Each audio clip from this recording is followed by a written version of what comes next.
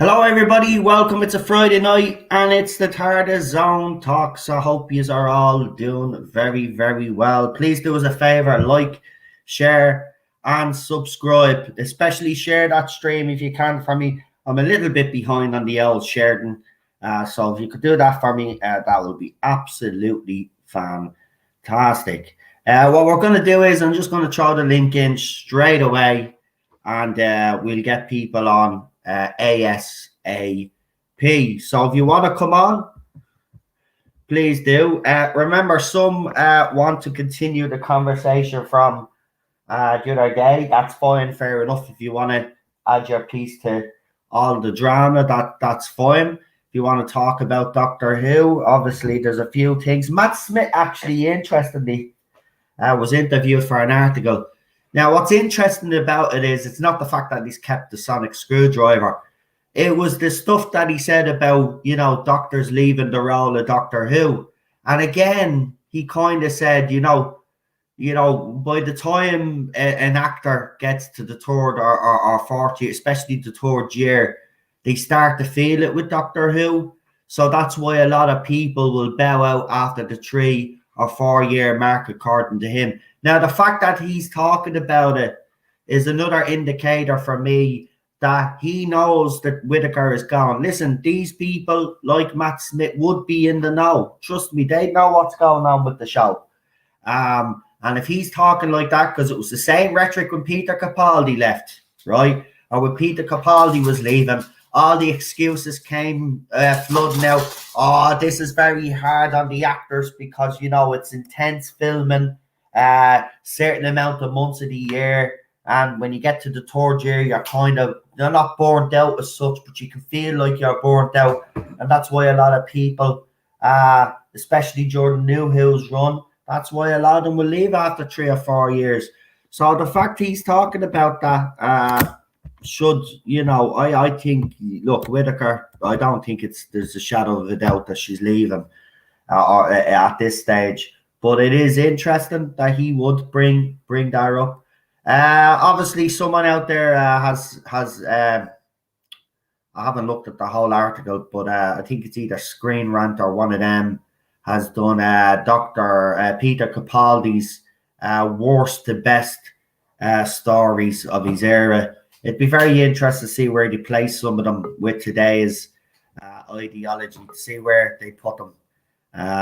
It'd be very funny. So as I said, I've put the link in the chat. If you want to come on, now is your chance. So if you're coming on, don't wait till later on to wait to see how it goes. If you're coming on, come on. I want everybody in the studio now that wants to come on.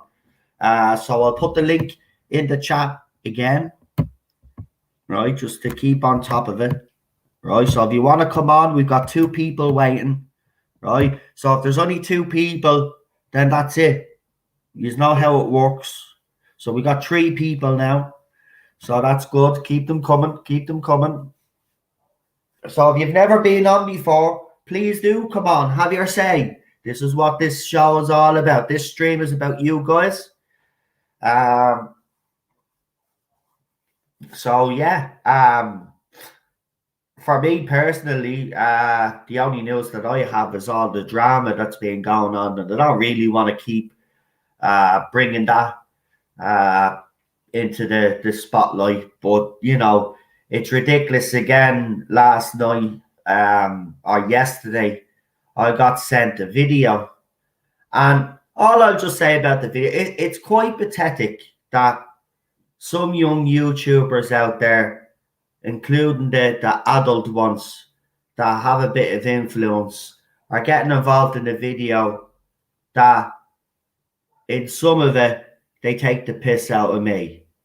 Now, if these big YouTubers and these little idiots think they can keep going on and making fun of me and others and think they can get away with it, well, they're surely mistaken. You aren't going to get away with this. This is pathetic what you are doing. The fact that you can't get it through, you are dumb heads, that everything that I've put out there I've said is rumor and speculation, including the rumor leaks that I even said from day one that I didn't think were real, by the way. Marty said the same as well. We kind of thought that one of them could be real. which I did say throughout the whole of my videos. But as I kept doing these Reddit leaks, people will tell you I kept saying there's something suspicious about this, right? So the fact that you can't get it through yours are thick skulls, that I wasn't fooled by this, and now you are doing little funny videos where you are attacking me and taking the piss out of me and think it's all right. That's bullying. What you are doing is bullying, right? You give out to me for bullying. That's what you are doing. You are bullying me. You are harassing me. Since you have done that video, I've had a pile on again. See, you won't take responsibility, right? You want me to take responsibility, right? You see, here's the ironic thing, right? So if I defend myself and I come out and I say, right, this person and these fake accounts are attacking me, right? And if some of my support go and report them and even comment to them or say something to them, right? You just come to me and say, oh, your support is bullying me. Your followers are bullying me. So you've got to do something about it. Yeah? Several times I've told my followers if they're engaging in stuff like that, I don't want them following me. I don't know how many times I have to make it clear. But the thing about it is, guys, yous are doing exactly the same thing. Right? I defend myself, by the way, against yous. That's the difference. But when yous do a video like that, when yous put a thread up on Twitter, people pile on. Right? And then people come and attack me. Right? And it's the same with other people in the fandom that we know. The same thing has happened. One person's put up a tweet, right? His tweet was retweeted, and then he got a pile on, right? That's what happens, right? And you know exactly what you are doing. So you need to cop on to yourselves, yeah?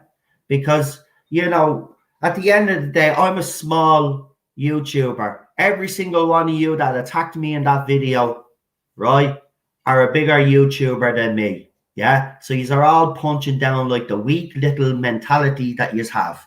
Right. You won't go after a bigger YouTuber in the Who community that has these opinions. No, you will go after someone that you think that's vulnerable. Many times I have to tell you, Tickos, 3.5 years later, and I'm still here.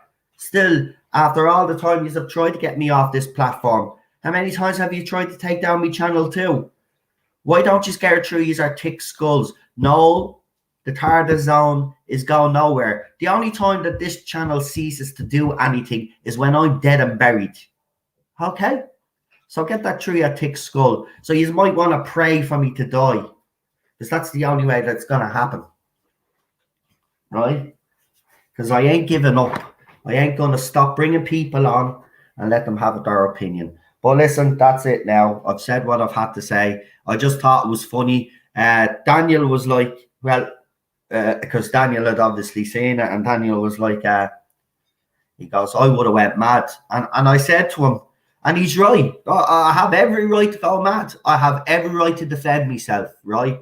But you know what I said to Daniel? I said, Daniel, do you know what? I could go mad. But that's what they want. And I'm not mad. I just think I find it quite pathetic. I really do.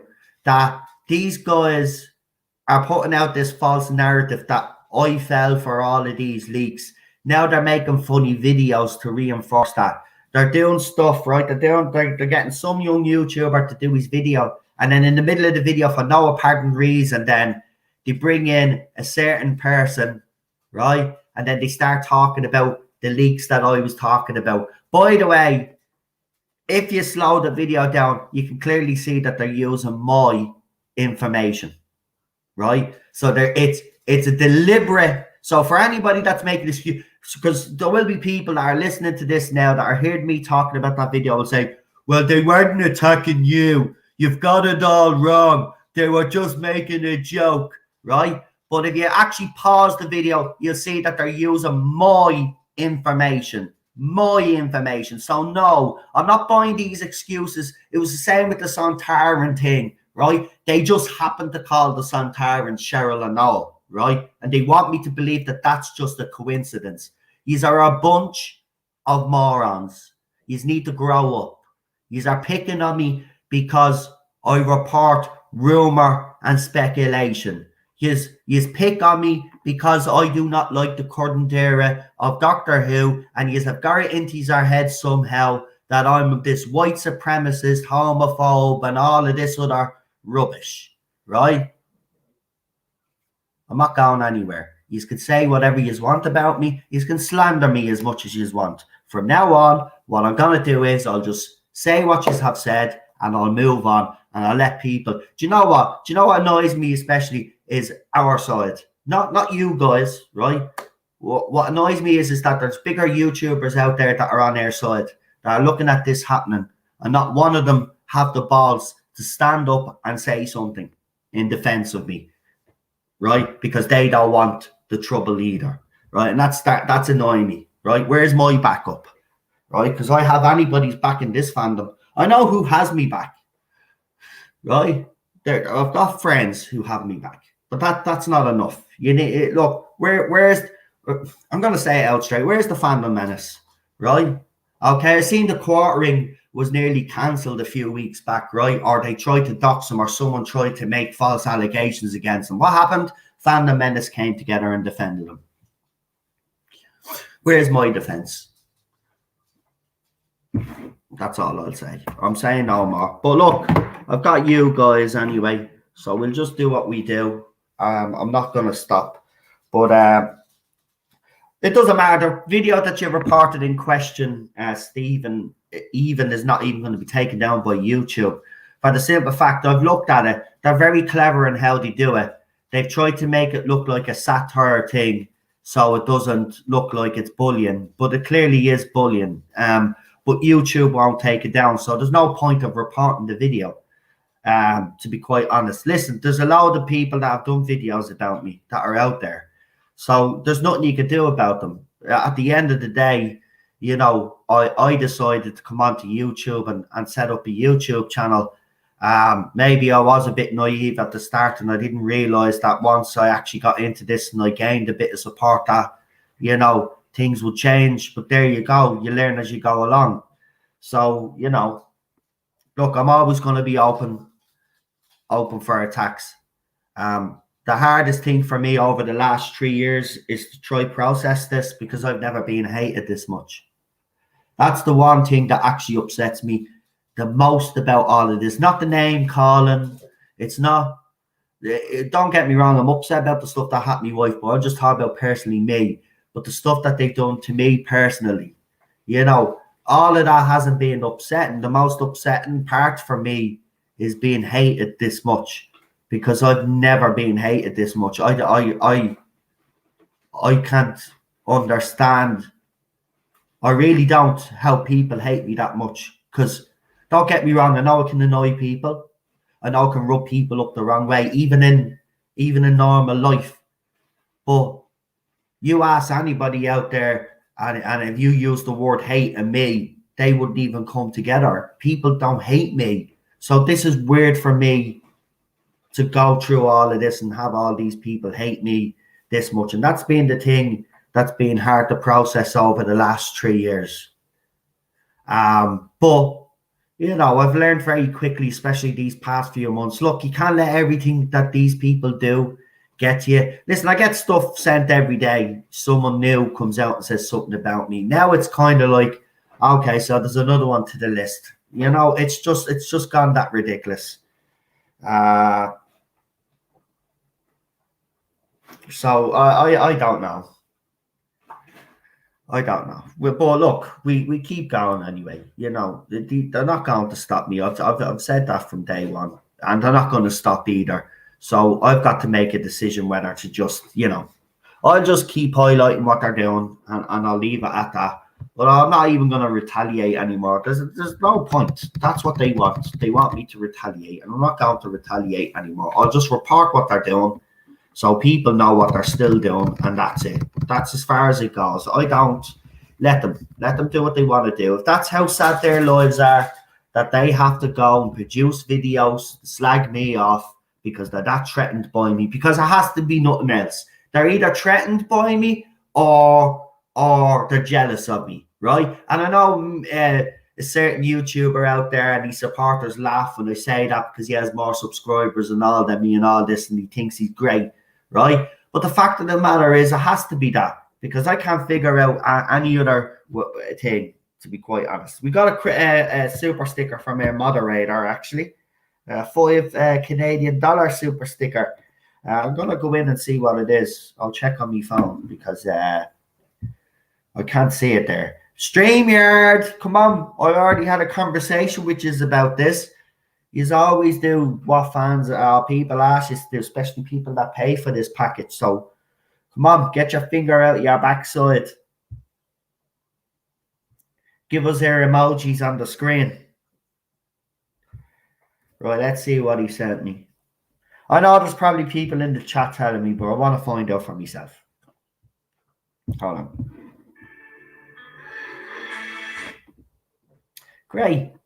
My phone just decided to play some copyrighted music because, you know, well done, phone. Right. It's, bravo. It's a fox. Thank you. Thank you. Is that a fox or a dog? Fox. We'll just say fox. Thank you, Chris. We've got another super chat as well, actually, from the person that gave us our very first super chat. I haven't forgotten. See that? I actually haven't forgotten who gave us their first super chat. And it was this person here. I remember.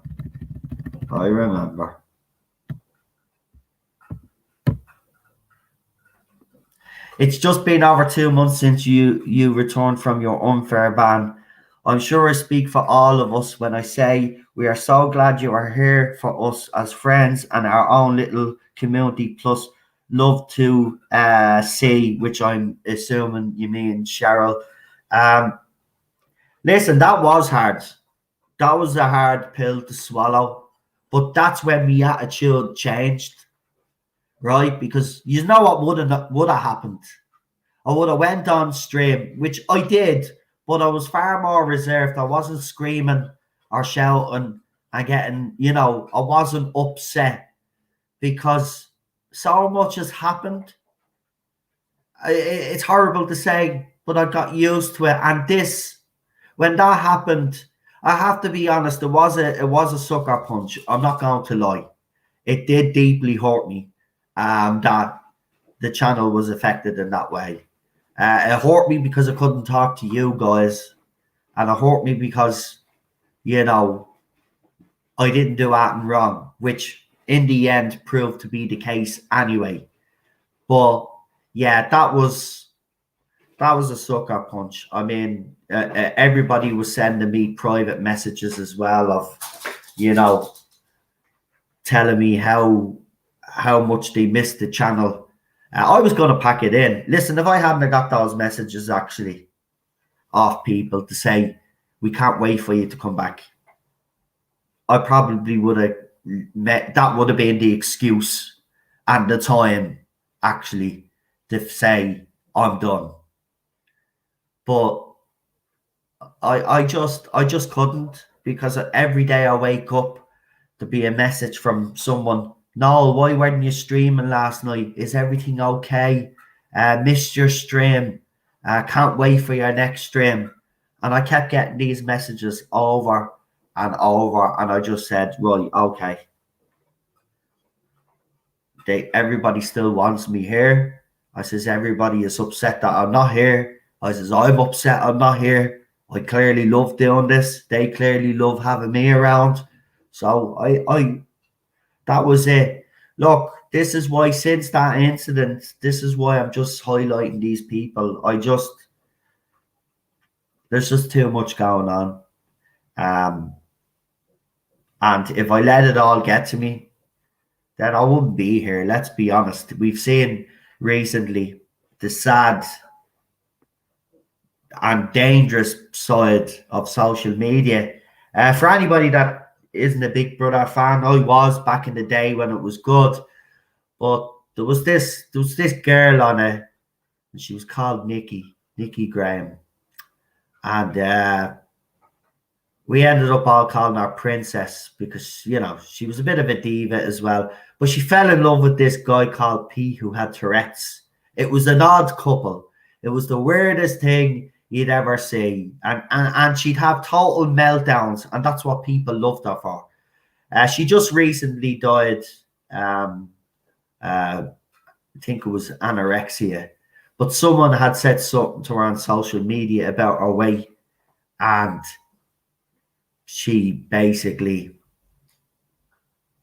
started not eating, and then she passed away. So, social media is this is why I want to do the stream. And as I said, Lee is working on a little trailer for that stream. So when that trailer is done, I'll announce the stream, because I do think it's important to talk about.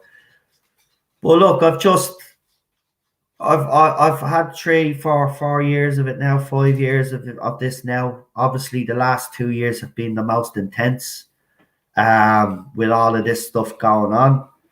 But I'm not going to let it get to me anymore. I just can't, for my own sake, for Cheryl's sake, for all you guys as well. It's not good. But I will highlight them. And if I am told that there's other people making, I'll let you know, because you have every right to know what's happening. People are attacking our community. Remember, if they're attacking this channel, attacking me, they're attacking this community too, right? I'm not saying I'm the head of this community, but I'm the face of this channel, right? So the face of this community. So if they're going after me, they're basically trying to take down what we've built together, right? And you know I won't let that happen, right? I'll fight. And this is why people say, well, why do you always fight back? That's why. I've got a community to protect. Got a channel to protect. Got me friends to protect.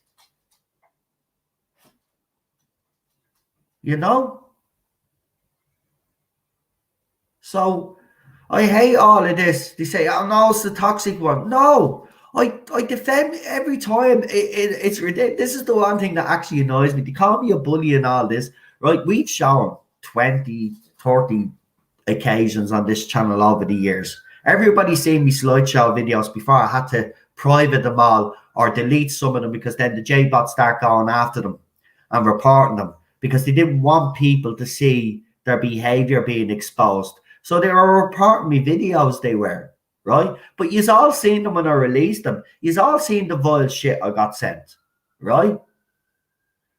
Now, do you notice when they show so-called vile abuse from me, do they ever show the Tardis zone? No. They always show some made-up account that day, and then they say to people, this is Noel from the Tardis zone. And people say, well, how do you know? Well, because basically we're telling you it's Noel from the Tardis zone. So if we're telling you it's Noel from the Tardis zone, it's Noel from the Tardis zone. That's the way it goes in that community. And they've all bought it. So, look, no, as I said, I will keep doing what I'm doing. But at the end of the day, I do think these people need to grow up. They're pathetic. They obviously are threatened by me, every single one of them. And they can laugh it off. And that other little gobshite can laugh it off as well. These can all laugh it off, right? I know you are threatened by me, because you are trying so goddamn hard to send people my way and to take down this channel. And you know what? I'm laughing at you all. I'm laughing at you all. I'm living in these heads rent-free 24/7. Now pay up, bitches, and give me rent. Right, I'm done. Let's bring on our guests, because I've got better things to be doing now. I've already wasted 15 minutes on you. I ain't wasting any more time on you now. Yeah, keep it coming. As I said, I'm not going to be, the only way I'm going off this bleeding this channel is when I die. All right. And even then, it'll still be up. Because I won't be getting taken down after I'm dead. It'll be left up for everybody to see. For everybody to see in years to come. And then they can make up their mind about me and what they think of me. And if maybe history will treat me a bit more kinder in this fandom than you guys do. There you go. Right, let's bring on. So we've only got 3 people coming on tonight, it looks like. So what I'll do is we'll just bring the 3 of them on together. What do you think? We'll just have we did this last week. And this is what I will do from now on. If we don't get enough guests, then I'll just bring on who we have. because 3 people, 15 minutes each, that's like what, 15, half an hour. That's 40 foot. It's like it's over then. You know, it's less than it's just over an hour. So what I'll do is I'll bring on these 3 guys. Nobody else now, because I've put the link up twice and I told everybody they have to come on now if they wanted to come on to be in the studio. So I'll say it one last time because, right? So I'll put the link in one last time. I'll give it one last opportunity, right? So if you want to come on to give your point of view, now you won't be coming on as a panel, right? If nobody else comes on, I'm bringing these 3 guys on together. If someone else does come in to the studio, then you'll be brought on one by one. So this is the last chance now for anybody to come on, because I want to get everybody in early and start. So here's the link. So if you want to come on, this is your chance. If not, in 3 minutes time, when this hits live in 30 minutes, I'll be bringing these guys on. So that's 3 minutes and 3 minutes and 40 seconds left.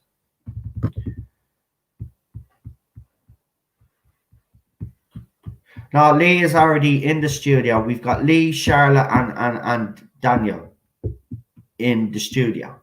Now, if nobody else comes in, these 3 guys will come on for an hour, and then that'll be it. Now, we've got Jack now, so it's one.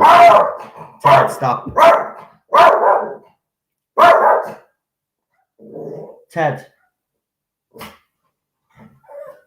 What are you crying at me for? It's not my fault that another baby dog is crying. I know. Hold on, people. I know. Calm down.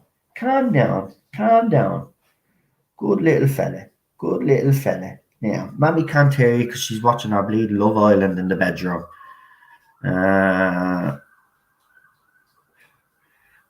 So, right, it's one at a time because Jack got in just in time. So, we will start in the order that it is in. So, we will be starting off with Queen Charlotte. Then we'll have Problem Big. Then we'll have Scottish Davros. And then we will finish the night up with Jack. And that'll be it. There'll be no bringing anybody on at the end of the night and all of that. Just as soon as everybody is done, that's it. Game over. So let's get this show on the road. So we'll give everybody 15 minutes each, as I have said. And just wait till I get the old timer up. Actually, I should probably close the windows as well. Maybe that's why Ted is barking. Because the windows are probably open. So just bear with me for 1 second. I've got the timer done. He's standing at the window. I knew. Go away, get away from the window. Look. Now, why has Mammy even got these windows open for? It's bloody freezing, isn't it? Bloody freezing. I know, buddy. I know. It's cold. Right. Let's bring her on. It's the one and only Charlotte. Hello. How are you? Good. I've had a nice chill day, to be fair, today. Good. Yeah. The same as myself. Needed it.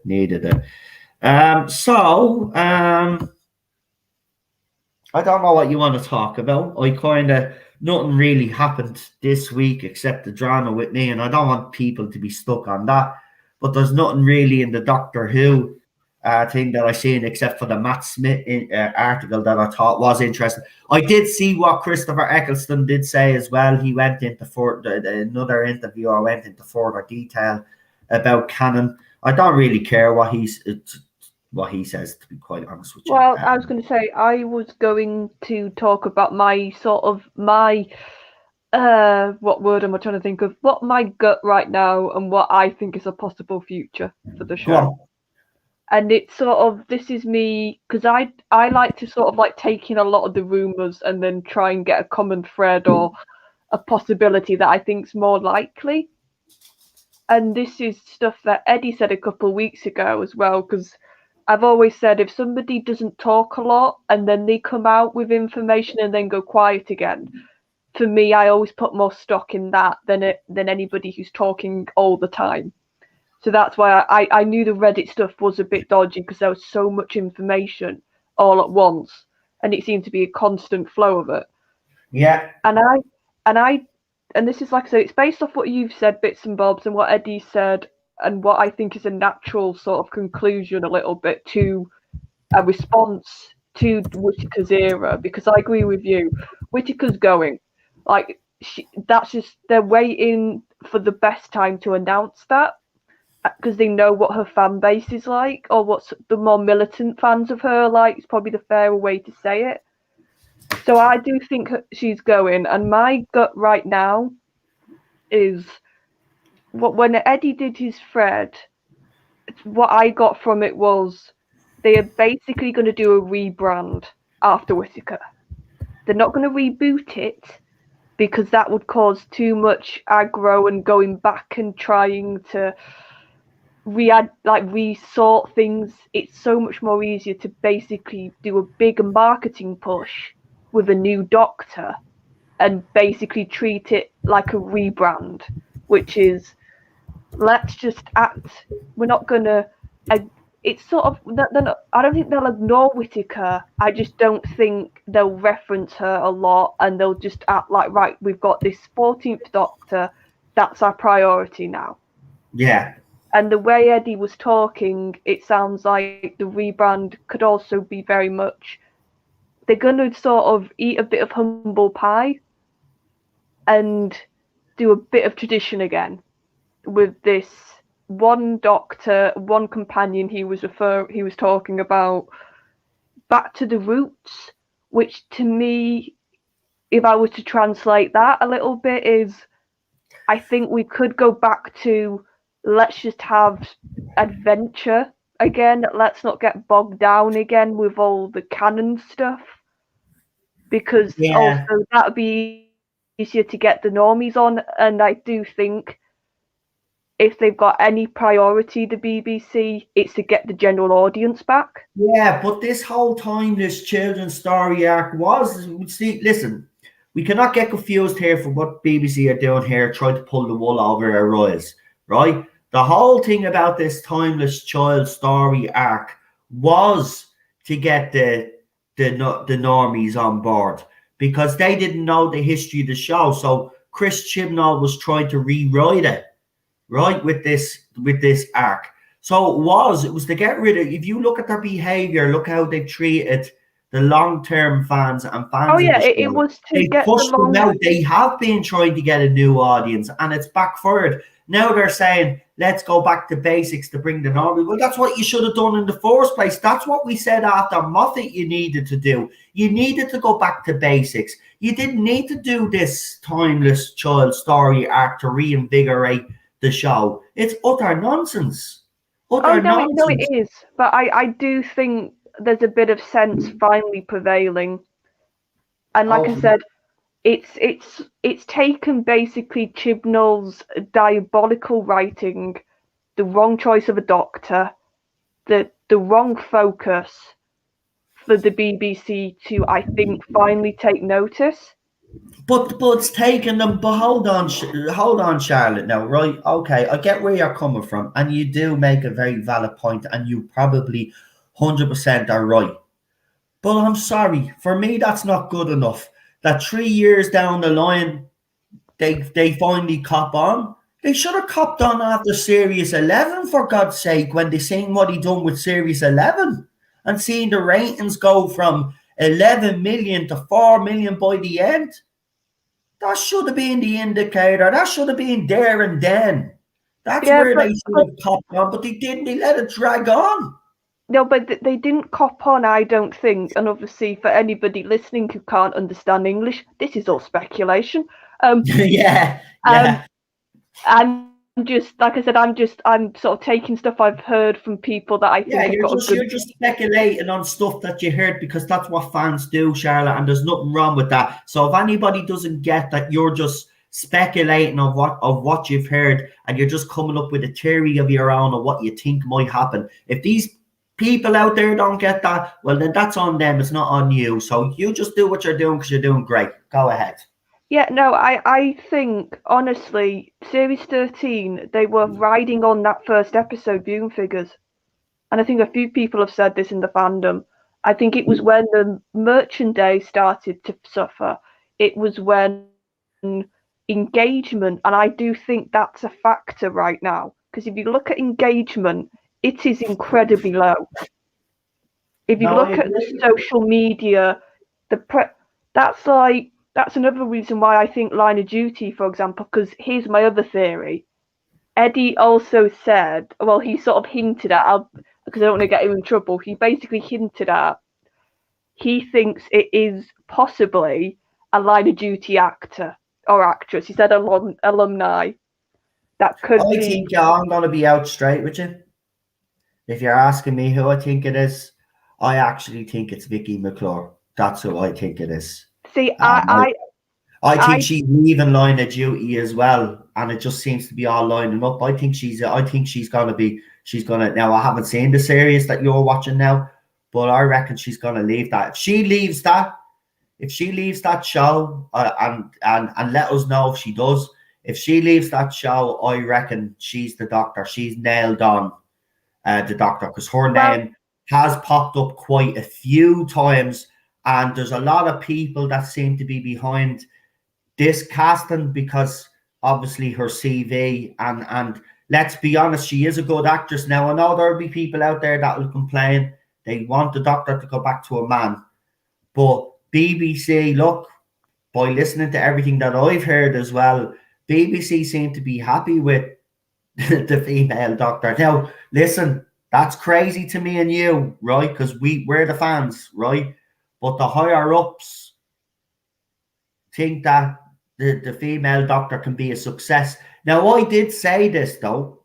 I did say this to you now. So I want to bring this back because I made this point. I said to you that if BBC went from Jodie Whittaker to a man, they would admit that they got it wrong.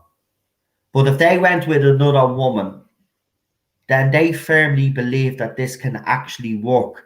And then to me, then it's not a gimmick. They actually do really want this to work. Now, I have to stick to that point. If they do cast Vicky, well, then they're really serious about this female Doctor and they want it to work.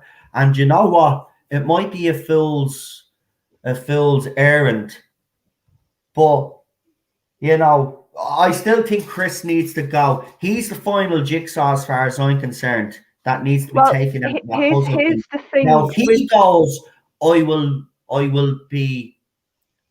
be over the moon. Now, if Vicky is cast, I'll be a bit more optimistic if it's under a new showrunner. Yeah, but if it's under Jim forget about, I'm not interested because he'll do the same with her. She's a great actress, and he'll do the same with her. He won't play her to her strengths. He'll get it wrong. He doesn't know how to write the Doctor. That's the problem. He thinks he understands the Doctor. He doesn't understand the Doctor. Sure, he doesn't even understand the show, and he's supposed to be a fan. But go ahead, Charlotte, because I'm getting really pissed. Well, no, all I'm going to say about that is from what Eddie, who was also like I said, I'll say hinting at this line. Yeah, hinting at keep it like that. He was also hinting that they're looking for a male. He was clever with the alumni bit, right? But if you look at some of his other stuff, he was saying basically the media came up with that Scottish actress because there was an assumption it was female.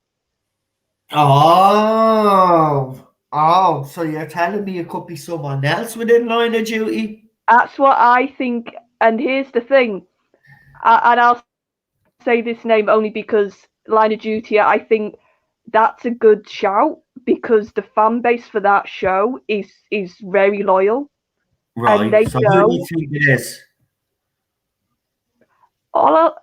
Another main character who's male, but he's white, which is a big issue. Right, but what's the actor's name? Because you're only speculating. Martin Compston. His character has got a storyline also, which could be an exit. Oh, the cop. The cop. Yes. I know who you're talking about. Right, I'll put his picture up for people to see. Is this Now, remember, Charlotte is only, she's only speculating. It's only speculation, right? We're not Oh, and saying. a big chunk of this is purely off the storyline his character has right now in the show. Yeah, he has because I've been watching Gogglebox and I kind of suss what's going on. But is this to you guys? Would this be an acceptable choice for Doctor Who? Here he is here. Now, I can't big one of his pictures because for some weird reason it keeps going into loads. But this is the actor here. I was going to say, get that one, the one you're hovering. That's not a bad one of him. And that's a more recent one of him as well. There, so you can see it on that side. It's from the Radio Times. Hold on, I'll get out of that. It'll probably bring me into because the here's the other thing. Before the current series aired of Line of Duty, there was this weird feeling in the fandom that we were going to get a big exit in the current series that's airing. Yeah. And there was speculation it could be one of the main actors or actresses, with Vicky also being part of that. Yeah. See, it'll be interesting if Vicky or him go. Then that's what I mean. Yeah. And I'll tell you guys if any of those two go. Well, you probably know about it in the press. So is this guy Doctor material to use? That's the question. Does he look like someone you would pick for the Doctor? But like I said, again, I'm gonna just say something here, right? He's a good actor, right? What I've seen him in, he's brilliant, right? Problem I have is look at Matt Smith's face. It's a bit raw off, let's be honest. It looks a bit alien, right? He just looks too human, just like Whittaker. You just look normal. Yeah, people. I do agree with that. I'm with a bit of a mad face, if you know, and that's no disrespect to the actor or actress that they get. You know what I mean? You kind of have to have a face that, like a Matt Smith or a Tom Baker. I'm sorry, it only works that way. Even Peter Capaldi worked with Peter Capaldi as well, because he was a bit eccentric and weird. But if I'm thinking a bit more like an executive here, and this is why the name has popped up in my head, when a few people were saying it could be a Line of Duty person, they've just got the wrong name, and that's why that Scottish actress suddenly got tipped to be the replacement. I do, like I said, Line's a massive BBC show. It is. So it's got a massive fan base.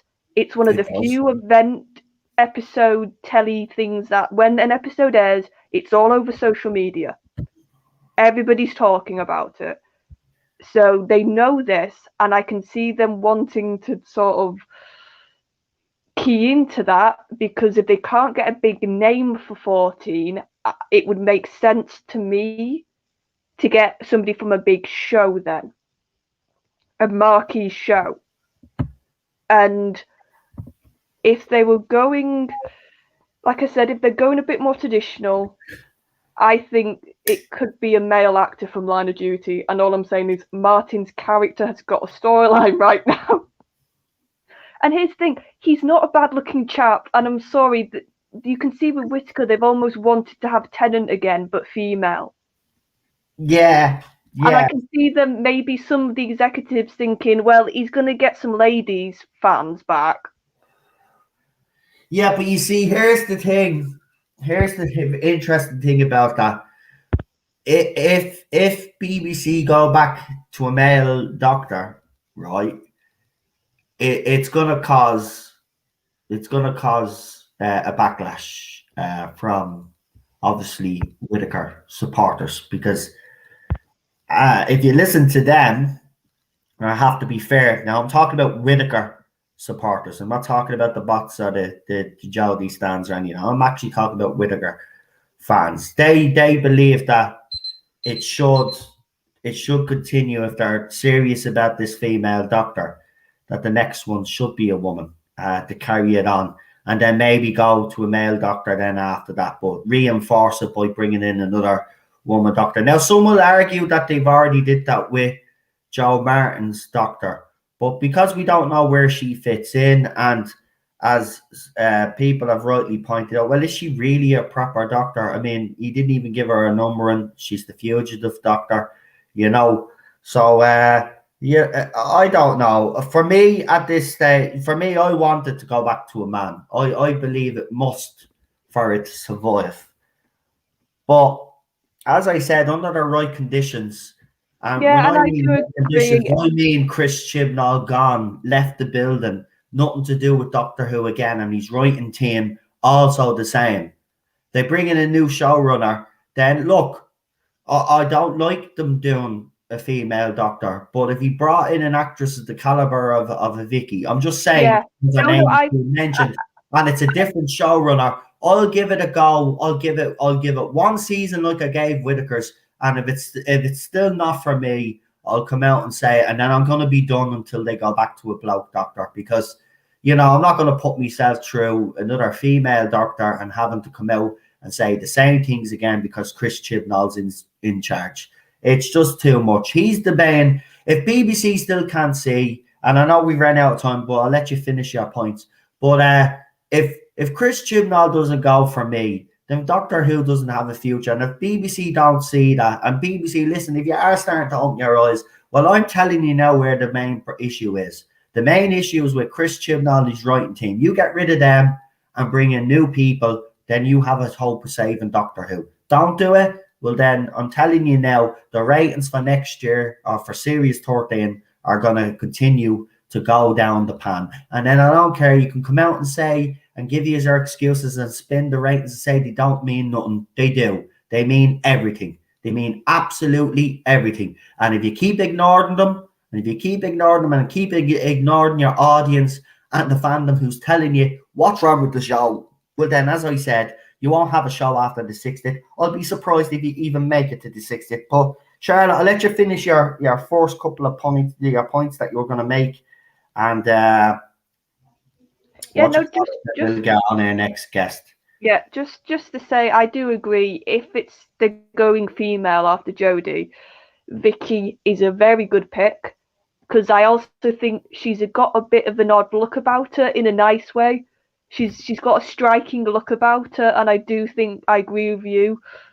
That helps a lot with a doctor. Yeah.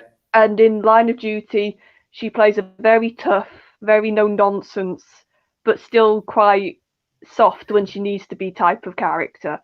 So if they're going female, I do agree, Vicky. I'd be a lot more confident like you going forward. But I think there's enough murmuring still that they could go male.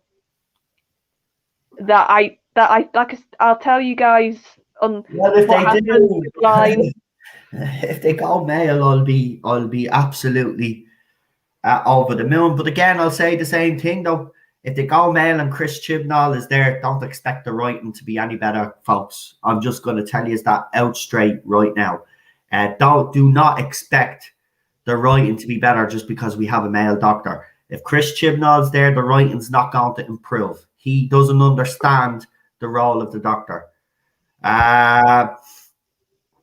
We got someone in the chat that wants to talk about the Gallifrey bait. This is not the place. This is not the stream for the Gallifrey base stuff. The last video that I did was in direct response to Jodie Bot. There seems to be a bit of a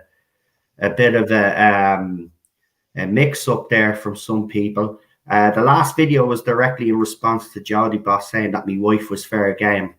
And to be honest with you, I've moved on from that whole situation. I've done the video, so I've apologized to the person that I thought was mocking my wife. They came and saw me on Twitter and left me a message, and they messaged me back. So as far as I'm concerned, this whole situation is finished and done with.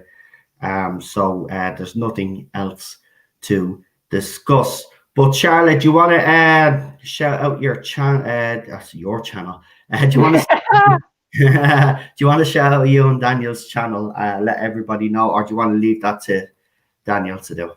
I'll just say, because Daniel, he's very thorough. I'll just say we've got a stream coming up, and then we're going to do a little break and then come back, and Daniel will tell you more when he's on.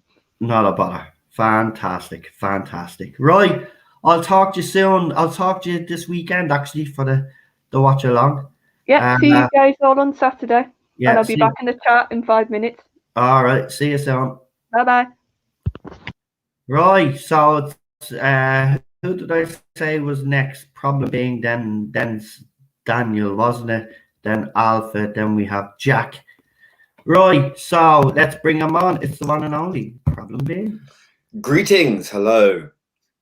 Hello. How are you? I'm all right. I'm okay. Yes. No, I think once again, Charlotte raised some very interesting points, and I agree. I think she's pretty spot on as usual.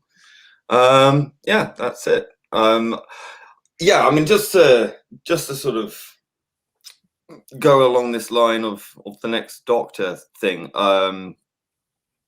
I did see a post by a certain YouTuber on Twitter about if they don't cast another woman, it will be it will give credence or some sort of caving in to the sexist people. I just think that's I think that's just such a dishonest argument. It's nothing to do with being sexist. It's what's best for the character.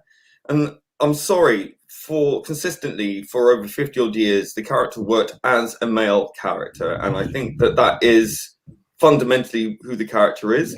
I think it worked with Missy because I think by the character itself of the master is someone who's a master of disguise. I'll tell you what worked with Missy. It worked with Missy because you picked the right actress. Well, not only did you pick the right actress, but let's be honest here. We have to look at this properly, right? If they had to cast someone else but Michelle Gomez to that role, do you honestly believe that would have worked? I don't think so. No, I think Missy, Michelle Gomez is that type of actress. Missy worked as well, not only because the wonderful Michelle Gomez, but also because the character of the master, who is a master of disguise, would do something that extreme, you know. Exactly. And I think really it's I don't know if it was Moffat who conceived it or if it was the BBC pushed Moffat to do this, but the whole issue of changing the Time Lord's gender was really screwed with the canon, because it starts to make you wonder about characters like Romana and you know, other characters, and what kind of loopholes and mindfucks that can open up. Can the Doctor effectively then have sex with themselves and produce a child?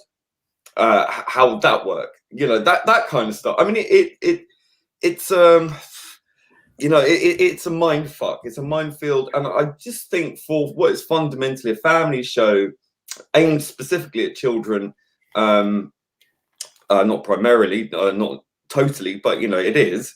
What kind of confusion that can reign? And I think we need to get away from all of this identity politics in order for the show to survive the long term, because I think identity politics is doomed to failure. It's doomed to be something that should be consigned to history and will be very dated very quickly. Some people will, though, when they talk about when they try and argue that a female Doctor will work, will bring up Missy. Now you see, I'm going to say something again.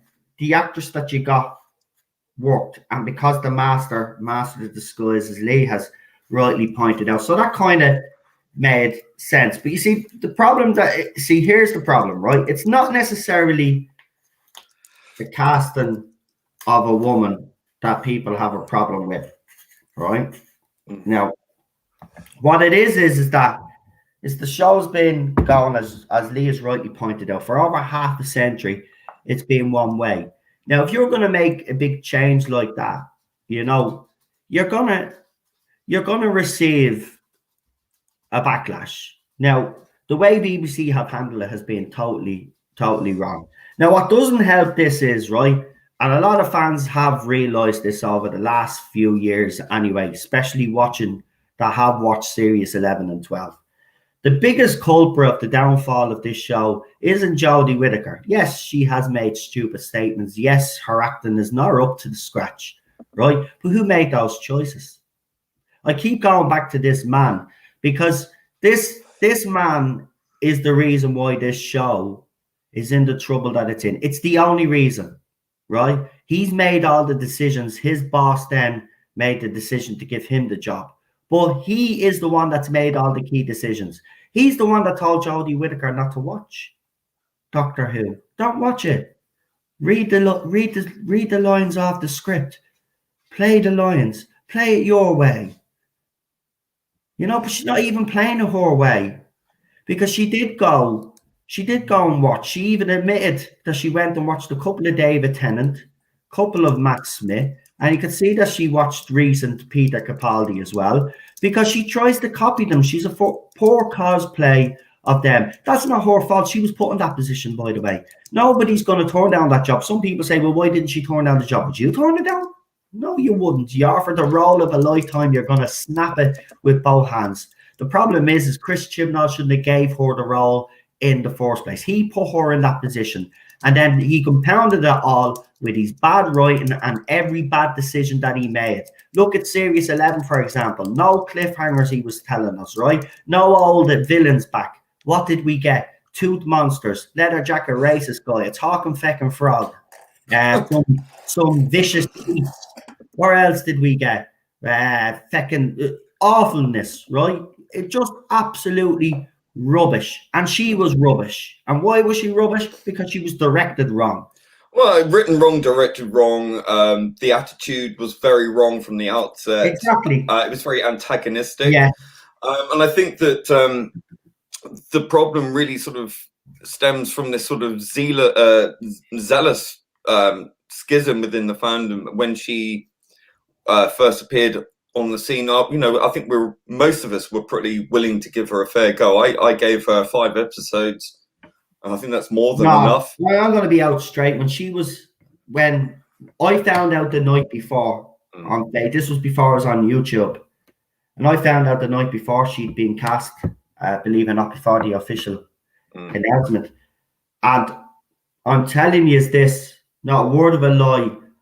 I'll go back through my Facebook memories, but that message is still up there. I actually write up, the next Doctor will be Jodie Whittaker. The next Doctor is a female Doctor. I actually wrote that up on Facebook the night before she was actually cast.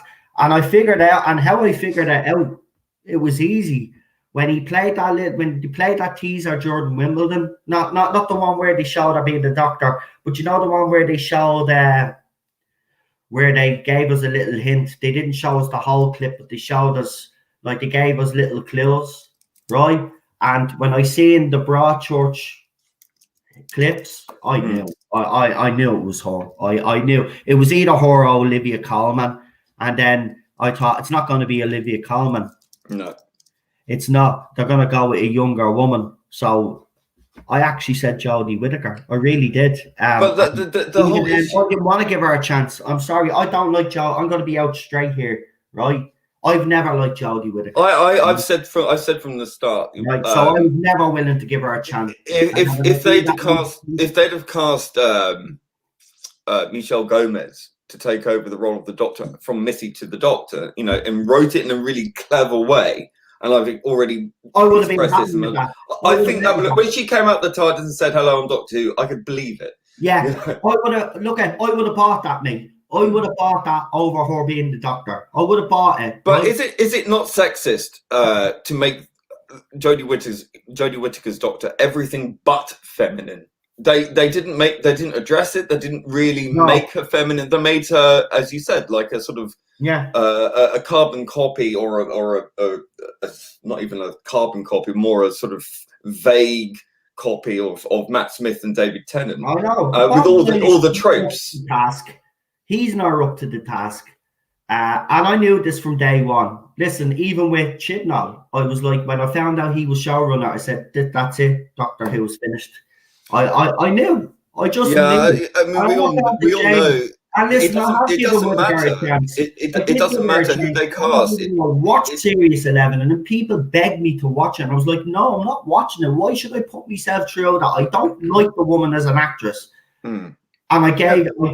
It's fine to do that. I mean, it seems really remarkable to me that in a day and age where you can't criticize an actor because of their genitalia, it seems absolutely ludicrous to me. Like, surely someone who is a public figure, who makes a lot of money, who puts himself out there, says really rather innocuous stuff usually, but then comes out and, you know, berates fans from tweets or whatever, or says something about the male gaze and all this other tropey stuff that is so modern day, and doesn't help ingratiate you to the wider audience. But it's not only that, it's this kind of sanctimonious demand of conformity, that you must agree with us or you're evil, and you can't criticize her because she's beyond reproach. That is dishonest. It's also, I'm sorry, but if you're using an argument where your entire thrust is shut up, or go away, die of cancer, things like that, which has been said to me, I'm sorry, you're not the good people. You're not the good guys here, right? Or people are allowed to have their opinion. People are allowed to criticize for whatever reason. And I'm sorry, there are going to be some people who are going to be bigoted and all the rest of it, but that's kind of disingenuous to then use that as a template to cover all bases, you know. Exactly. Like, everyone. You're right. Spot on. I'll tell you why I don't like Jodie Whittaker's Doctor, right? I'll tell you out straight now. For all you J-bots that are listening and Jodie stands, I'll tell you why I don't like Jodie Whittaker's Doctor. Number one, everything that I've seen her in, bar Broadchurch, she's irritated me in, right?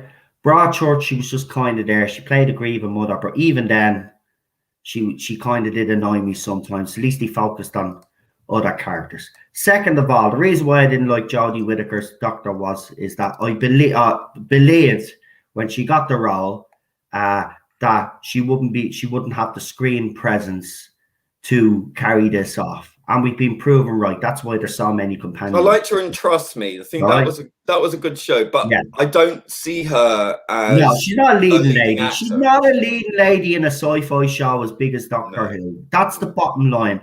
Where she was is where our talents lie, in drama, in stuff like that. When it look at, here's the bottom line, right? Chris Chibnall, right? Someone out there did an interview with someone and they said when Chris Chibnall was cast, they didn't understand it. That's the way I am. I don't understand it. As a detective writer or writing detective stuff, he is brilliant, right? When it comes to sci-fi, he just doesn't know. And it's the same with Jodie Whittaker. She might be a good actress in the genre that she was in before, right? But two of them have been totally miscast. And this is why we're in the situation that we're in. Right, but another reason why I don't like Whittaker's Doctor, right? And I did try when she was cast. I was adamant I wasn't going to support Series 11. People will tell you I wasn't. I was coming out. No, I'm not going to watch this. I refuse to watch a female Doctor. It goes against everything that blah blah blah. And then she kept piling on, right, making it harder for me to make that decision. First, she did the Stylist video where she came out and she slagged fans. Now, her fandom and her fans will say, "Oh, well, she was only having a laugh." Well, if you're taking other people's long-term fans that are upset at your casting and you can't do it and can't be, you know, can't understand that or be more sensitive to the situation, instead having a laugh. Yeah, it's this projection that, the problem is yours. The wrong way. And she rubbed me up the wrong way with that. And she done a lot of other stuff with the male gaze crap and then saying, "Oh, now little girls don't have to cut their hair anymore to dress up as a male Doctor because they basically have me." What a stupid fucking statement to make. And then she comes out with all this non-binary or whatever it is, not non-binary, gender fluid crap as well. Right? This is why I don't like this woman. She's not good enough for the role, and she just keeps opening her mouth and saying the wrong things. Where's our PR team as well? They should tell her to shut the hell up. And Chris Chibnall as well ought to be ashamed of himself because he told fans not a democracy. Matt Streven said, well, basically, well, we're here. We'll do whatever the fuck we want. Well, yous won't, right? Because we're the ones that pay for you. How well is that working out for them? I mean, you know, It's undeniable that it's on a ski hill of slalom of it's on shite. the fucking slopes of Mount Everest, and it's fucking dropping straight fucking down, mate. They don't even realize, right? This is the thing. They probably do, but don't give a shit. But they should. This shows on the what's that word? Precipice of a fucking cliff, man. It's at the edge, right? It's about to fucking. Right, the ratings have already went over the cliff, but the whole show is about to go over with it, as well as the merchandise and all the other shit. Right? Are you really willing to? Well, it's pig-headedness. It's a pig-headed attitude that, and I find it ironic that they call other people bigots when they are the definition of bigots, where they refuse to listen to other people's opinions, condemn other people without listening to them, will not change their minds, and will bury their heads in the sand, and they will entrench themselves. And they will continue to do it against everyone else screaming at them, this is fucking up, you're fucking this shit up, and you're destroying. They're just like, no. Do you know what these fans don't realise? We actually care about the show. You know, we just want the show to be at a standard. The reason they come after you so hard, Noel, is because you represent a vast number of people's voices that they refuse to listen to, and because you're very vocal about it, they focus all of that angst and aggression at you, and it's unfortunate that I mean, I've seen obviously we've seen Mr. Vance again going after another YouTuber, Nerdrotic, saying that he wanted to body him, and I looked that up just to make sure I wasn't losing my mind, but to body someone is to murder someone. And of course, I reported this on Twitter. It's still up. It's amazing, and it just seems rather remarkable to me that these disgusting people will say things like that, and that's okay. So he thinks he can go after one of the big members of the fandom menace and think that there's Gary raised it on Az's channel, Hill versus Babyface. Listen, mate. You might come after me and other people, and yeah, to a certain extent, you do get away with it because we're not big. But if you think you're gonna get away with going after him, you have another thing coming to you, mate. Just want that to sink in again. I want to body you. That's what he says. I want to body you. Amongst other things, I want to body you. I want to murder. Listen, here's the thing about Mr. Vance Shrek swag that you have to understand, right? We've actually got screenshots, and I mean, we've thrown them up on Twitter of other vile stuff that this man has done.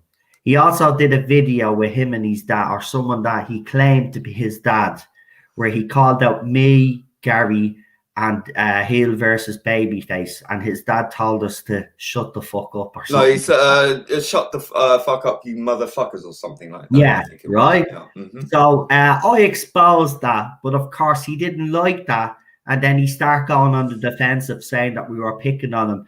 See, Tom does have connections within the fandom, you see, unfortunately, and he uses just like they all use each other. They use each other in time of crisis. Now, the thing about it is, if he thinks that behavior is okay, like to go and attack someone like that, because he doesn't like our opinions about that. See, this is the whole thing, Shrek swag, right? The bottom line is the only reason why they, as Lee has rightly pointed out, the only reason why they go after me is because I am not willing to sit back and basically sell out to the BBC and say that this show is great. Unfortunately, a lot of these people, like Tom Vance and the people that he's associated with, have been all rewarded with trips to the Tardis console and all of this, and they've sold out. They won't tell the truth about this show. They know this show has gone down the shitter. Well, they're all, isn't it funny? They're all budding writers. As long as they're getting their freebies and getting... They're all budding writers. That's all No. They're all budding writers, if you notice. They're all budding writers, and they're kissing the ass of people who potentially are on message along with them to give them a job. It's so clear that that's exactly what they're all budding actors, budding writers, and they all want to be working at the BBC. And not one of them will get a job at the BBC. Do you know why? Because they don't have the talent. and this is why they do what they do. Well, that doesn't They seem to be get much of a on problem social for the media, BBC. and they go after people that are smaller like me. It's because they know that they don't have talent. They know BBC won't. Well, that probably makes them overqualified for the BBC currently. Then I would suggest, quite frankly, Probably, but that's my you opinion. know, maybe they're that bad that even BBC have standards. Well, I mean, I don't know. Do they? I've completely lost faith, quite honestly. Really have. Anyway, that's my bit. I'll as for the other fella that you've mentioned in the chat there, the reason why he doesn't ignore me, because here's a little secret, right? Go and check out his video when he talks about me. Actually, go and check out all of these YouTubers that talk about me and look at the views of the videos. That's all you need to know, mate. Yeah, watch them on ad blocker first. Seriously, though, that's all you need to do, right? I can tell you exactly. It's funny how these people make all these videos that they know will get them views by targeting you, Noel, and they put like 10 adverts on their videos. Yeah, it's funny. I know. That's all it is for. So look, that's what it is. Yeah, to be honest, he didn't see that video that he did. That's the biggest joke and laugh. Look at all of these people that I'm talking to now. They're venal people who have a grievance and they love making money out of other people's misery. Yeah, and they do it with a smirk on their face. Yeah, exactly. They are so absolutely sanctimonious in their absolute belief that they are on the right side of history, that everyone else is less than what they are. They are so smug, smirky, and they think it's all a big laugh. And then one day someone will do it to them and they'll start crying. Yeah, exactly. And they'll realize how painful I defend myself, then he comes out with crap then. Oh, look at Noel the bully because I defend myself. Listen, here's the bottom line, right? You are right. Why doesn't he just ignore me? Well, because there's a benefit of not ignoring me. And he knows that, just like the rest of them do, and that makes them even more pathetic. Well, at least you're interesting, whereas he's pretty non-entity. I mean, listen, I just give my opinions. I give my opinions on Doctor Who, right? Have I been super critical in the past? Yes. Have I been heavy-handed with my criticism sometimes? Yes, of course I have. That's why people watch me, because I don't hold back. I wear my heart on my sleeve. And I give it my truth, my honest opinion on what I believe are the mistakes and why the show is in the condition that it's in, right? And because of those views, I get targeted, and that's it. Now, there's all the other stuff out there. Noel is a homophobe. Noel is a white supremacist. Noel is a racist. Right? If you actually watched my channel, watched my streams, like a lot of people do, in the end, when they do come to me channel, they find out that I'm not this person that these people make me out to be, and I end up actually gaining new people in the chat, new support. So I hope you're the same. Go and watch me videos. You've got friends, Noel, on this channel, and who've been on with you, who are from all walks of life. You know, you've had people who are trans, people who are gay, people who are Asian, people who are black, people who are whatever. It doesn't matter. We're all human. We're all here, and we're all represented here. You know, everyone is welcome here. No one's ever been targeted or told to leave because they're not white and male and straight. That's nonsense. So I don't know where this comes from. And you've been called anti-Semitic. Well, they are also the same people who call Rabbi a white supremacist, you know, of all things. That these people are not well in their head, frankly.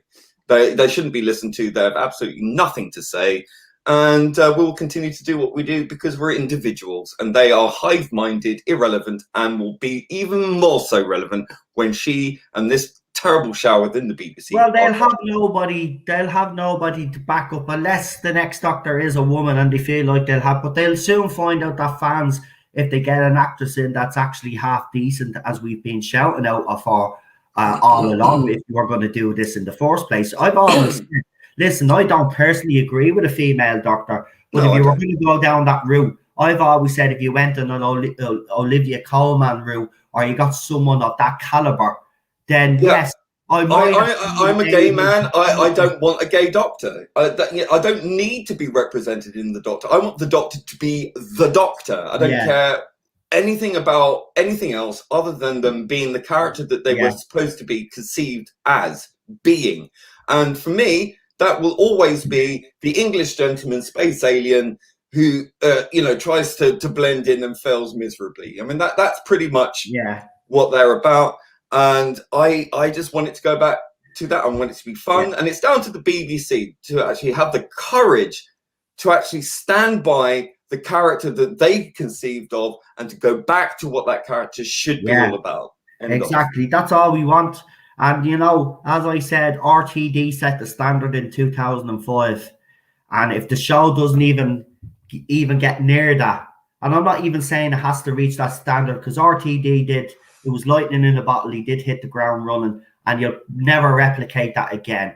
But you should be getting 10 million viewers a week with Doctor. Yeah, if this show was good, if Line of Duty could do it, and I don't care about this excuse though. I don't want to hear it. If Line of Duty can fucking pull in 10 million viewers a week, right? Yeah.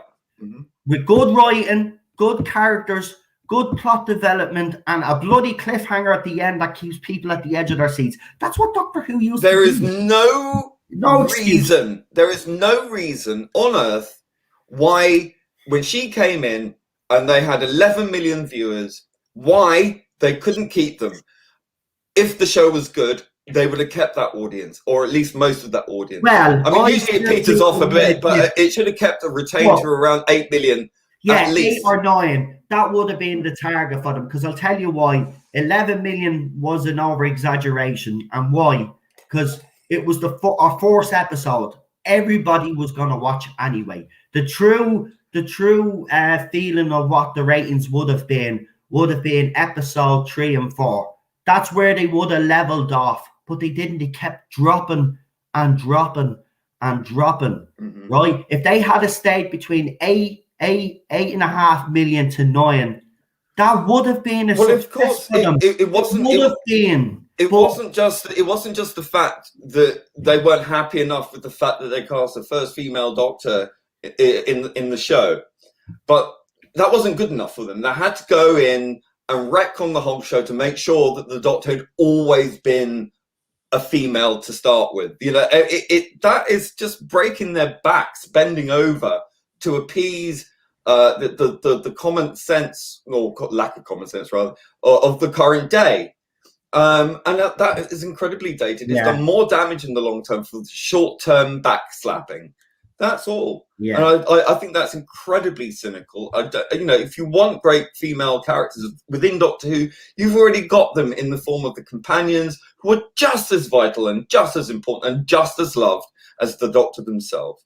And with that, I'll defer to Daniel. That's it, because you've ran out of our books. That's because I had to get a word in. No, but listen, both of us have made some great points, because I wanted to get my points in with it as well, because I think both of us were spot on. I'm not bragging here, but I think this is what's wrong with Doctor Who. People just and I'm not saying I'm an expert, but I've watched this show for decades now. I kind of know what I like. I kind of know what the fans like. Yeah, right? 41 years. And seriously, I do know what the normies would like. Because we do have normies on here. And when I mean normies, I'm talking about the casual viewer that wouldn't be necessarily Doctor Who fans. They tell us what they want. They want Doctor Who to just go back to the adventures, the space-faring adventures, the little bit of mystery that there used to be there. But, keep it interesting. It's boring now. But Lee, do me a favor, do your shout outs real quick, because I do want to bring Daniel on, because then we have Alpha. Well, you can find me on Twitter at Being Problem. My other alternative channel is Audred, Audiovisual, AUDRED. And of course, you can download, buy, purchase, or stream my single with As From Hill versus Babyface. 75% charity goes to charity. It's called Meltdown Ocean Man, and it would do me a great deal of good and happiness knowing that you've either streamed it or downloaded it. That would be fantastic. Thank you so much. No problem. And thank you for coming on. I really do appreciate it. Oh, and also do join us sometimes on Captain Cotley's Spock's channel as well, with me and PD Rich on there quite often. So that's often during the week. So Yeah, that's it. not a bother. Thanks. Fantastic. Bye-bye. See you later. Bye-bye. Bye-bye. Right, let's bring him on because he's come a long, long way. All the way from Scarrow. And of course, as I keep saying, he went to Scotland. He decided to go to Scotland, won't come to Ireland. Have to have a chat with him about that one. But he did go to Scotland, and he's a big Scottish football fan, of course. And he's Team Celtic. Actually, he won't be joining us for the watch along this weekend because there's a Celtic match on, and I understand that because if there was a Man United match on at the same time, I probably wouldn't stream myself. But there is a Celtic match on, and it's an important match. So he won't be with us this weekend, but he is with us now. It's the one and only Scottish Davros. Evening. Oh, how are you? Yeah. Not too bad, my friend. Not too bad. How are you? Yeah, I'm not too bad, mate. That's good. That's fantastic. Roy, let's see what you want to have a chat about tonight. What would you like to talk about? Oh, by the way, just before I do, I did get this message from Cam, which I've left up, as I've probably noticed, and I just want to read this out. I meant to read it out, but as you know, when me and Lee get going, you can't stop the two of us from talking. So he goes, at the Tardis zone, hey Noel, hello chat. Both my parents are terminally ill, and a good friend, only 43, died of a burst appendix. Noel and the great people in the chat have helped me so much. Thank you all. I'm very sorry to hear about your friend, and all our love to your parents. And I know this is a tough time. And listen, thank you for those kind words. To do really mean a lot. And I'm glad we've been able, everybody as well in the chat has been able to help you in some way. But listen, we're all here for you. So just remember that. So I just thought I'd read that out. But listen, thank you for the support. It always does mean the world to me, especially, when I read things like this, or when I was off, as I said, when I got all those lovely messages of people saying they missed the channel. It really does make it all worthwhile, folks. You guys keep me going just as well as we keeping each other going. So thank you. I appreciate it. But Daniel, I haven't started your timer, so you're grand. But we'll get back to what you want to talk about. So what would you like to talk about tonight, mate? I would like to talk about, I would also like to talk about Peter Davidson's and Peter Davidson's audio coming out with David Lennon that's coming out in a couple of months because he dropped the trailer today, and I have to say it's a pretty good trailer. But just before I go any further with it now, I would also like to say, even though I'm a few days late, I would like to say to Peter Davidson on his channel, happy 70th of and you deserve a lot more respect and for the fan and for the fan because you are such a nice Joe, and Peter Davidson comes across as like a humble man and an interview. Anyway, back to the audio for a minute. So as as you probably have guessed, this is the second installment of the Out of Time series, which also features it features David Tennant with Cal Acid Octopus, and this this one features David Tennant getting acquainted with obviously the Peter Davidson's incarnation, and they're going up again, and they're going up against and they're going up against the classic Cyberman, and I have to say, the performances in the trailer are absolutely fantastic, and you can just kind of tell that over the years, I think the audio on has helped Peter Davidson become a stronger a stronger and I think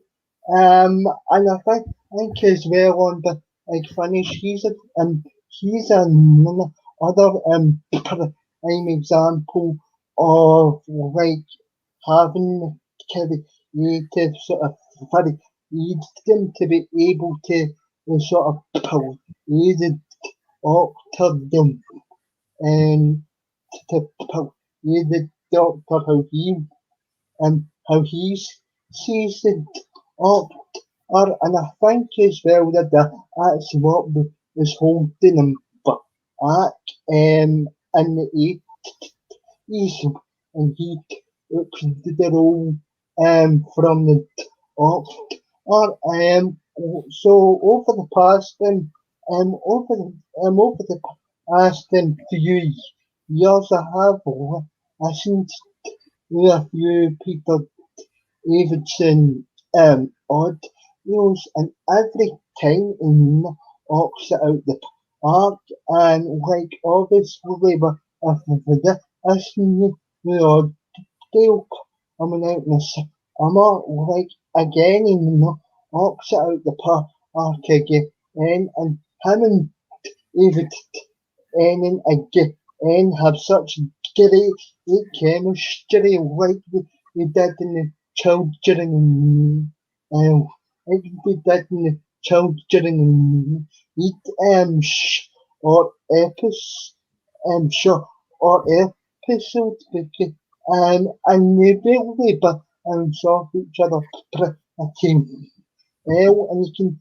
see some elements of Peter Davidson's Octa and obviously David Tennant's incarnation as well because in particular the more human aspect to the term the Octa as well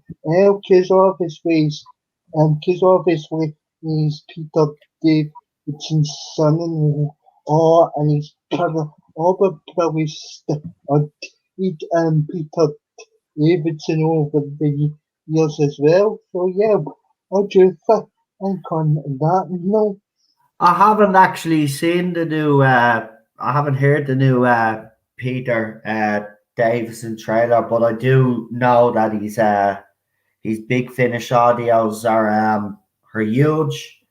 So yeah, look, Peter Davison going up against the classic Cybermen. What's there not to like? And you know, sometimes Big Finish do get their act together and do write some great audios. We do know that. Just lately, they haven't been writing so many great audios, but they still put out some amazing content. Also, yeah, as you rightly pointed out, was his birthday recently. I did throw up a little video, but I also threw up the audio to what he said about a female doctor. And, you know, again, that I would say, he got harassed for that and he ended up off social media. But everything that he said came true. He's a good doctor. Listen, he was obviously he was my doctor growing up. Even though I'd seen the classics, he was the doctor on TV when the show was still on that I was watching. So he was my doctor. And of course, as a kid, I didn't realize there was as much controversy over his casting until later on, until I got a little bit older. But I'm a fan of Peter Davison. I think I've always said this. After Peter Davison, that's when the show then kind of goes over the cliff. It's all right. Peter Davison's era is actually not a bad era. There are some duds in there, but overall, I think it's the last best era that we have until we get to the other two lads, which is not all their fault. Obviously, stuff went wrong, but I have a soft spot for Peter Davison's doctor. I loved him when he came back for that David Tennant little thing. Do you remember the time crash? Was the time? That was brilliant. That was so funny as well. So I love him. I've always had a soft spot for him. So I hope it does well. I really do, because he's as I said, he was my doctor growing up, and I'll always defend him. So when I was devastated when he had to go off social media. I was disgusted with that, and that's why I wanted to throw up his audio again. People probably question why I threw up the audio after all these years. Well, the reason why I threw up the audio is quite simple. It's to remind people why he actually received the backlash. Now, you tell me what he said in there that actually warranted him to get the backlash that he did.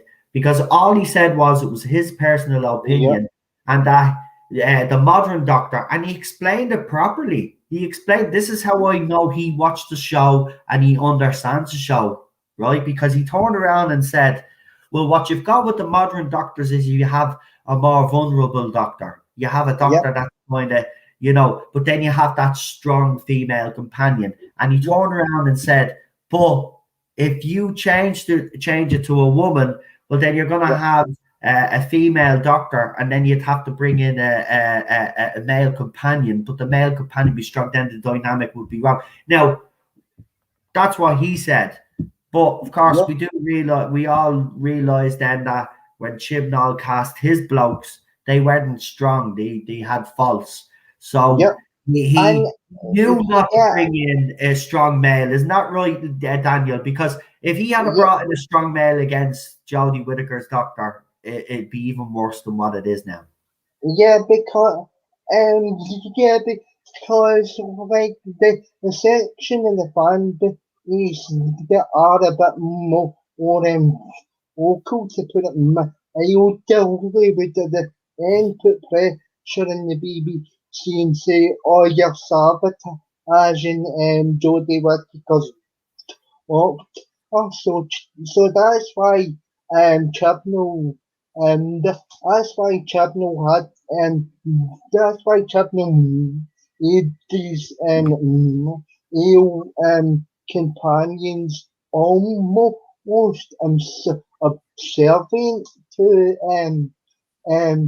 obviously Jodie Whittaker's up because even though they pander to the to this action and to that section of the fan base, or he can't only, I think the BBC are scared the backlash that they would get, and they would get. That's how they dragged kind of upon and the series, but if they continue to drag it any further, it's only end up the show's going to get permanently cancelled, and they can't Yeah. afford. And Here, listen, do you know what though? While I have you here, because you are the Big Finish expert, I kind of know where you are on the whole, where this here and what they need to do. And I don't want to get you bogged down in that because we have spoke about it enough. But there are some other Big Finish audios coming out, right? This is what you're good at, so I'm going to stick to that because we know your views on Series 11 and 12 and what they need to do to change it. And we don't need to keep getting you to repeat yourself. So I'll get you on to talk your Big Finish because that's what you want to do. So Christopher Eccleston, obviously, is coming out with his audio soon. Is there any? Obviously, we've heard obviously the trailer. Is there anything else that you've heard that makes you more excited for this, or makes you? He is getting a Cyberman and Storyism. So you're going to get, his doctor and then the Ninth Doctor up against the Cyberman, and that because it's always a prospect that I wanted to as well, and obviously I read an article because Radio Times had asked or the Radio Times had asked obviously Nicholas and Buzz Eggs about the impossibility of him doing a crossover with another doctor and audio, and he said that it isn't a multi-doctor crossover pill, but anything is possible. So that they are actually considering all options with for Eccleston on the audio on that. Yeah, I mean, look, you know me, I was a bit, when this was announced, I was a bit cynical. And then obviously I did hear the trailer, and I did say to you after the trailer that I felt a little bit more optimistic about it. But he hasn't, I have to be honest now, you know, while his comments, you know, he's talking about the survival of Doctor Who, and he brought up canon again. Now, as I said at the time, I don't really care what he says because he's doing Big Finish audios, but he does have a bit of, obviously his words have resonated with a lot of people because, you know, there's article after article after article now about it. And I'll give you a few minutes to answer this, but where do you start? I mean, we've had this debate about canon, right? I think we all know where we stand on it. We don't like it to be touched too often. And if they do, we want them to add to it, not to bloody destroy it. I just want to ask you, because you have been a very big fan of Eccleston, right? You've been, and this audio was announced, you are the, I mean, the smile on your face was infectious. Everybody was like caught up in it. But how did you feel when you heard them say that though? For Doctor Who to survive, it basically has to destroy its own canon. Now, in some ways, I can get where he's coming from because he's kind of looking at it from his point of view of the Doctor. Well, if you want this show to go on indefinitely, you'd have to do something like that to keep it going. But I don't necessarily think that is the case. But what did you think when you heard those comments from him? Albert is originally annoyed, but then I kind of took half an hour from reading the comments just to process what he actually said, and then I thought,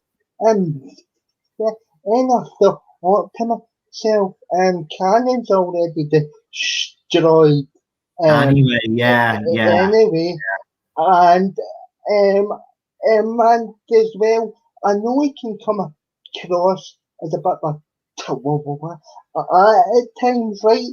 But you see, the thing is, though, if you've got, see, the thing is, though, you can't just become like all these addicts and social media and say,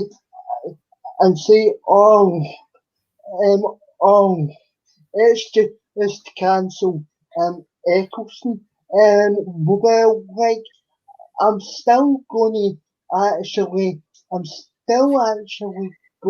to get the audios. Of course, get the audios. You shouldn't let that. And I'm still. I was thinking as well, just before you finish, I was looking at it a different way. Could this have been Christopher Eccleston kind of having a little pop? Because that's exactly as you said. Cannon's already destroyed, and then he brings up this comment. Could it have been a little dig at Chibnall because the show isn't? It could have been. I'm not saying that is the case, but I'd love that to be the case. But go on anyway. You're not going to stop buying his stuff, and I'd agree with you. And as I've promised, since an announcement was made, I've promised everybody in the chat, and I've obviously promised who is well that I would give a fair and honest review of the audios, because I can kind of tell that yourself, Charlotte, and a couple of other people that I talked to are still a bit skeptical. So it's my job to give the best and honest review I possibly can for you guys. Wow. Sorry, Daniel. I've just seen that actress Helen McGorry, if I'm pronouncing it right, the woman from Peaky Blinders, has passed away from cancer. Holy moly, man. She's only what, 40 odd years of age. Oh man. What an actress as well, man. She would have been one of my picks for 52.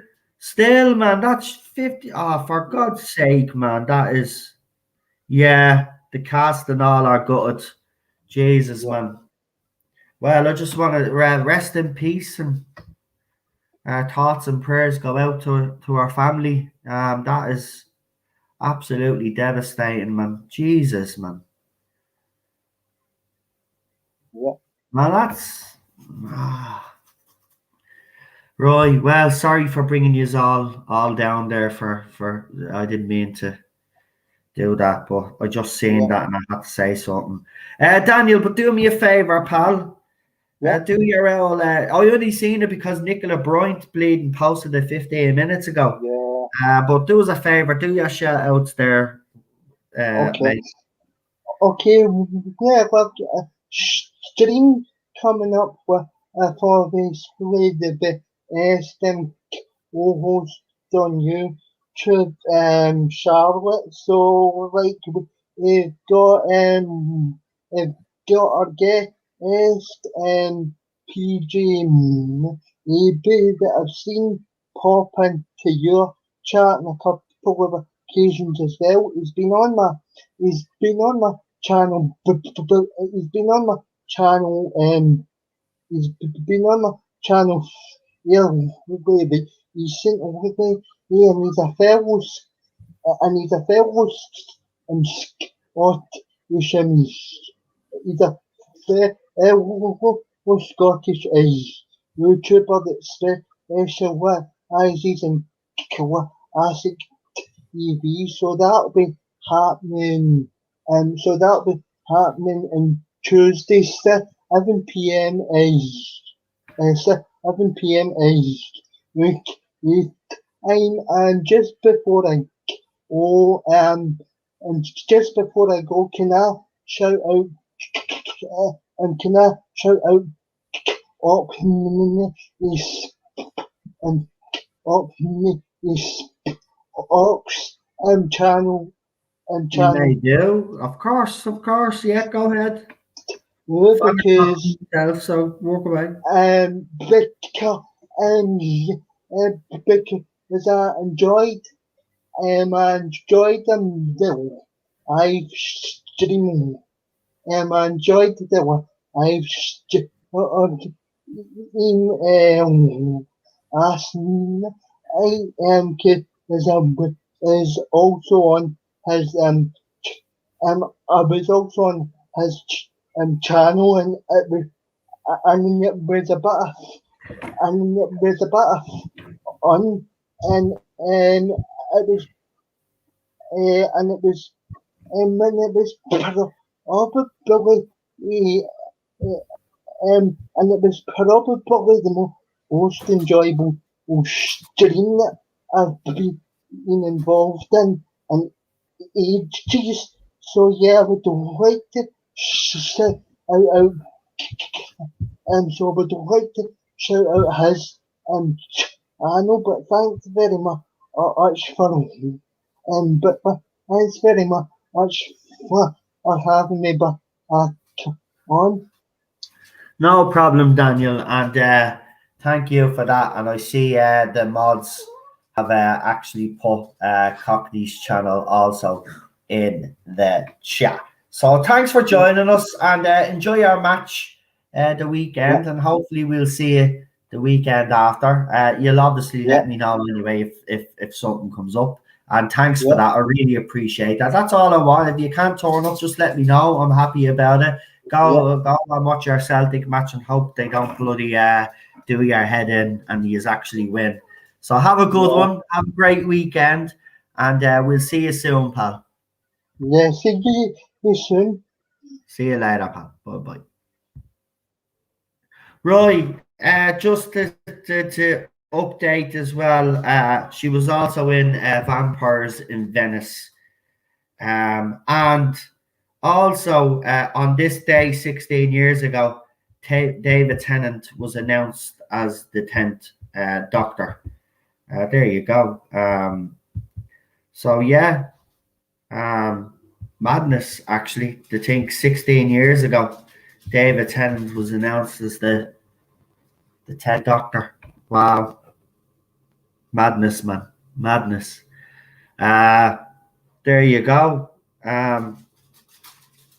I suppose we're sitting here 16 years later, and instead of talking about how great the show is, we're talking about the survival of the show.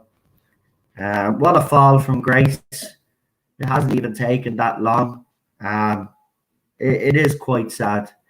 Right, let's bring on our next guest because we have two guests to go. Our next guest is the one and only. He's changed his name back to his original name. So it's the one and only Alpha Omega. Hello, brother. Hello, my friend. How are you? I'm good. Let's talk about the future of Doctor Who. Right, you want to talk about the future of Doctor Who? And if there is one. Right. Well, what do you think? I think for the near future there is, and going forward, I'm not so sure. I think the BBC holds the key, and if they're going to continue on their diversity, whatever stuff, instead of merit-based hiring and stuff, things aren't going to change much. So, what do you think? Yeah, look, I've said it several times. For the show's survival, they have to start making decisions now.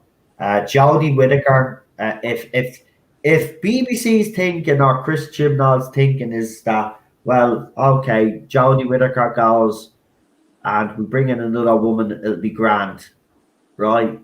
if that's their thinking, then they've got it totally wrong, because it's the writing that's the problem.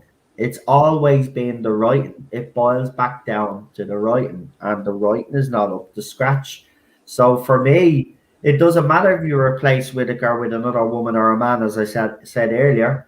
The fact of the matter is, if you still got that clown in charge of his with the writing team that he's got in, well then you're not going to get anywhere. I mean, for God's sake, Ed Hume. I hate to point the fingers at writers, but he has probably written the two most worst episodes of this era of Doctor Who.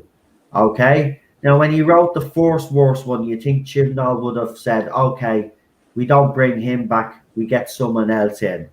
But no, not only does he bring him back again, but apparently he's brought him back for Series 13. So Chris Chibnall's not even learning the lessons of which of these writers are strong writers and which of these writers are weak writers. And the reason for that is because he's not great at writing sci-fi himself. So he doesn't see what's blatantly in front of him, because it's not his style. It's not what he's good at writing. So yeah, I mean, look, you can make all the changes you want, right? If you still have Chris Chibnall there, then I believe then the show's going to continue its downward spiral. And that's where I stand on it. Well, yeah, I think if they get somebody in, another woman, the caliber of Michelle Gomez, then it could work with good writing and a good actress. Then yeah, I'd be on board with it. But I think the way it's going now, they're probably going to limp on to the 60th anniversary, and then it's going to be another hiatus again. Sorry, hold on. I think Ted's hurt his paw, Alpha. Check his paw there, will you? I think, is he all right? Oh, Jesus. I'm telling you, stop doing that to me. You gave me a heart attack, man. As I said, I only end this channel when I die, but I don't want to die yet, for God's sake. But, yeah, I mean, look, even if they do, you're right, even if they got in an actress the caliber of Michelle Gomez, it's still not going to work. BBC are looking in the wrong places for problems. The problem has always been, every fan will tell you this, the problem has been the writing. Now, people will have their issues with Jodie Whittaker, will have issues with the female doctor, but you ask fans now. By the way, I recently put up a poll while I have Alpha here, actually, because the poll did end. And I should actually do this, because I do throw up a few polls on the Twitter account. And I have a result of a poll that I want, very interesting, actually. Waiting to hear the result. Where is it? Because this will give everybody an eye opener, right? Because as I said, it's not, people have gone past the Whittaker problem, right? So I wrote, new poll, please vote. Also leave a comment too, and keep it respectful, right? I wrote, if given a choice, hypothetically. Now, I did ask this on this channel, but I wanted to ask the same question on Twitter. So I wrote, if given a choice, hypothetically, of sacking Chris Chibnall or Jodie Whittaker, who would you choose, right? Now, the final poll result had 120 votes altogether. Now, I know it's not loads, but it's still 120 people that went out of their way to vote, right? So what do you think? I want you all to guess. Now, don't go on, for people out there, don't go on to Twitter to cheat. But what do you think the percentage was for Chibnall and the percentage was for Whittaker? So the question was, if given a choice hypothetically of sacking Chris Chibnall or Jodie Whittaker, who would you choose, right? What percentage do you think Chibnall got? And what percentage do you think Jodie Whittaker got? Everybody in the chat right now, vote away. I'll ask Alpha, what do you think the poll result was? I'll give you the result now in a minute. But what do you think? Oh, maybe 60% Chibnall. Right. Daniel says 90%. Right. So I'm assuming 90% for Chibnall, eh? 60-40 Chibs, says Ian. And welcome, Ian. 60-40 says problem B. Lee Halford thinks people will vote Whitaker. 80% Chris Chibnall, says Chris. 80-20 Chibnall says the 80s or the classic 80s fanboy. 70-30 says Renee. 80-20 Chibnall, says Matt Jones. Right, I'll give you the poll result. Some of you will be surprised in the chat. So the final result were 88% of the people that voted in this poll, of 120 people polled, said that they would choose Chris Chibnall to be sacked over Whitaker. Only 12% of people voted Whitaker. Again, as I said, fans have gotten past. And I know that's only a small poll of 120 people, but you ask a lot of fans out there, it'd be that result every time. Right now, the main issue that people have is Chris Chibnall, and he wins by a staggering 88%. So I think the fans, listen, it's gone past Whitaker. It's not Whitaker. And Lee Halford says fools, but why? The writing is the main culprit here. Yeah, you don't like Jodie Whittaker as the doctor, but if you had a choice to just get rid of one because one could only go, are you gonna keep Chris Chibnall but get rid of Jodie Whittaker because you don't like Jodie Whittaker that much? Or are you willing to compromise and get rid of the person that you believe is actually the culprit, which is the writer? Which is worse, the writing or Jodie Whittaker's acting? I would have to say the writing is. So I don't know.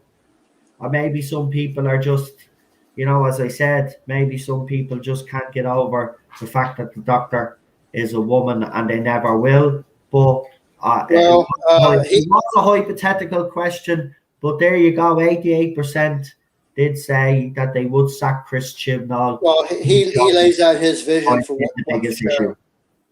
He lays out his vision for what the show should be. So.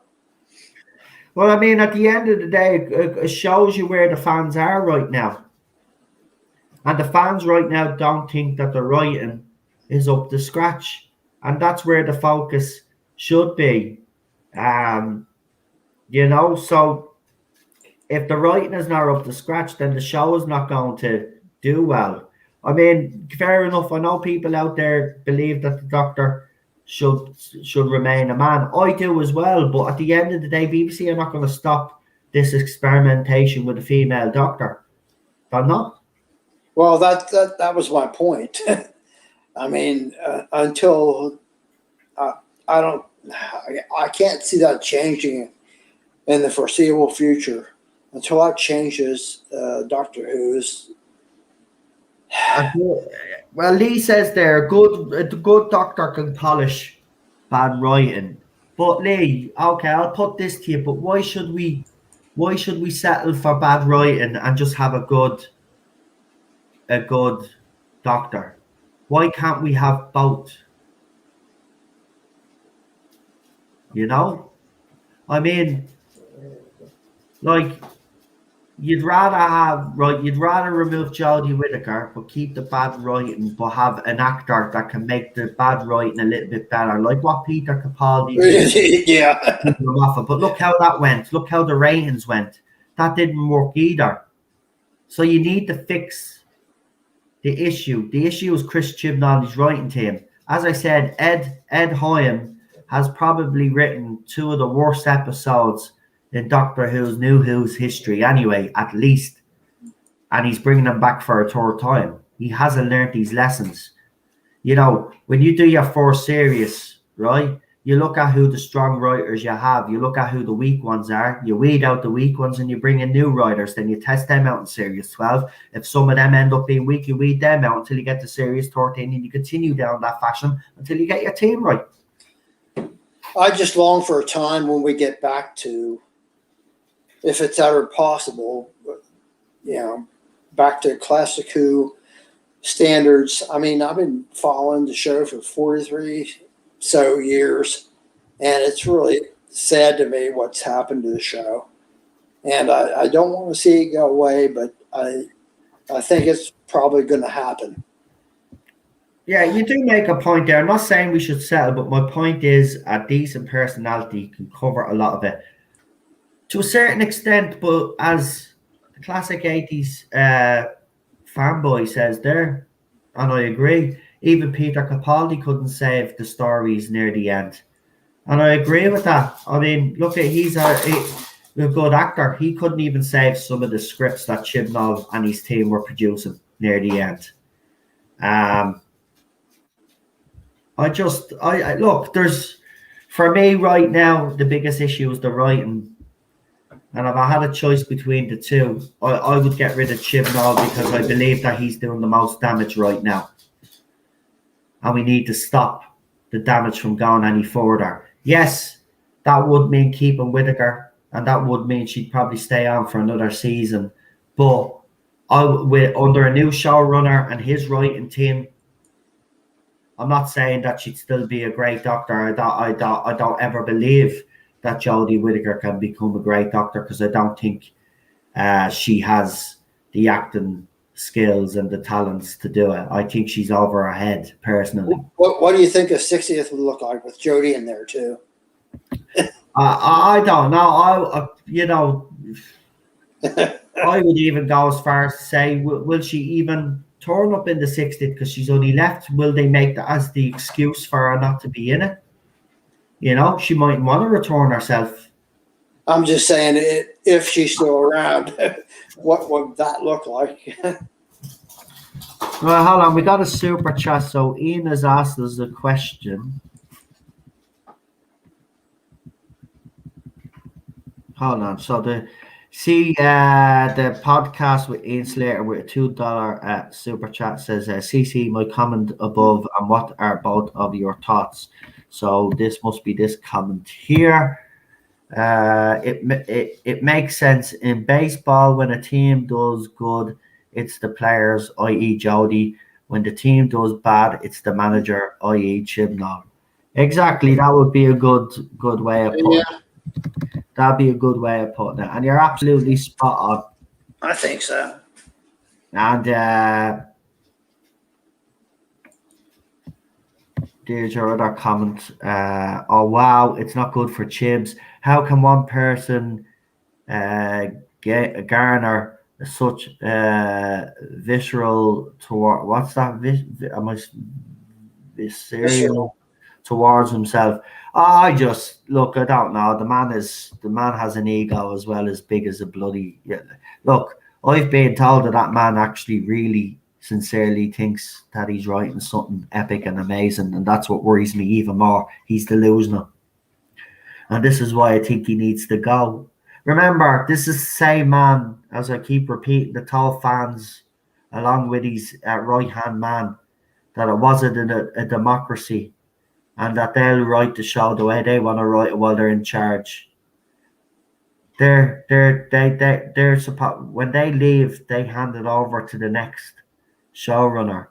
They're just temporarily in charge. They're supposed to respect it while they're in charge. Chris Chibnall doesn't respect.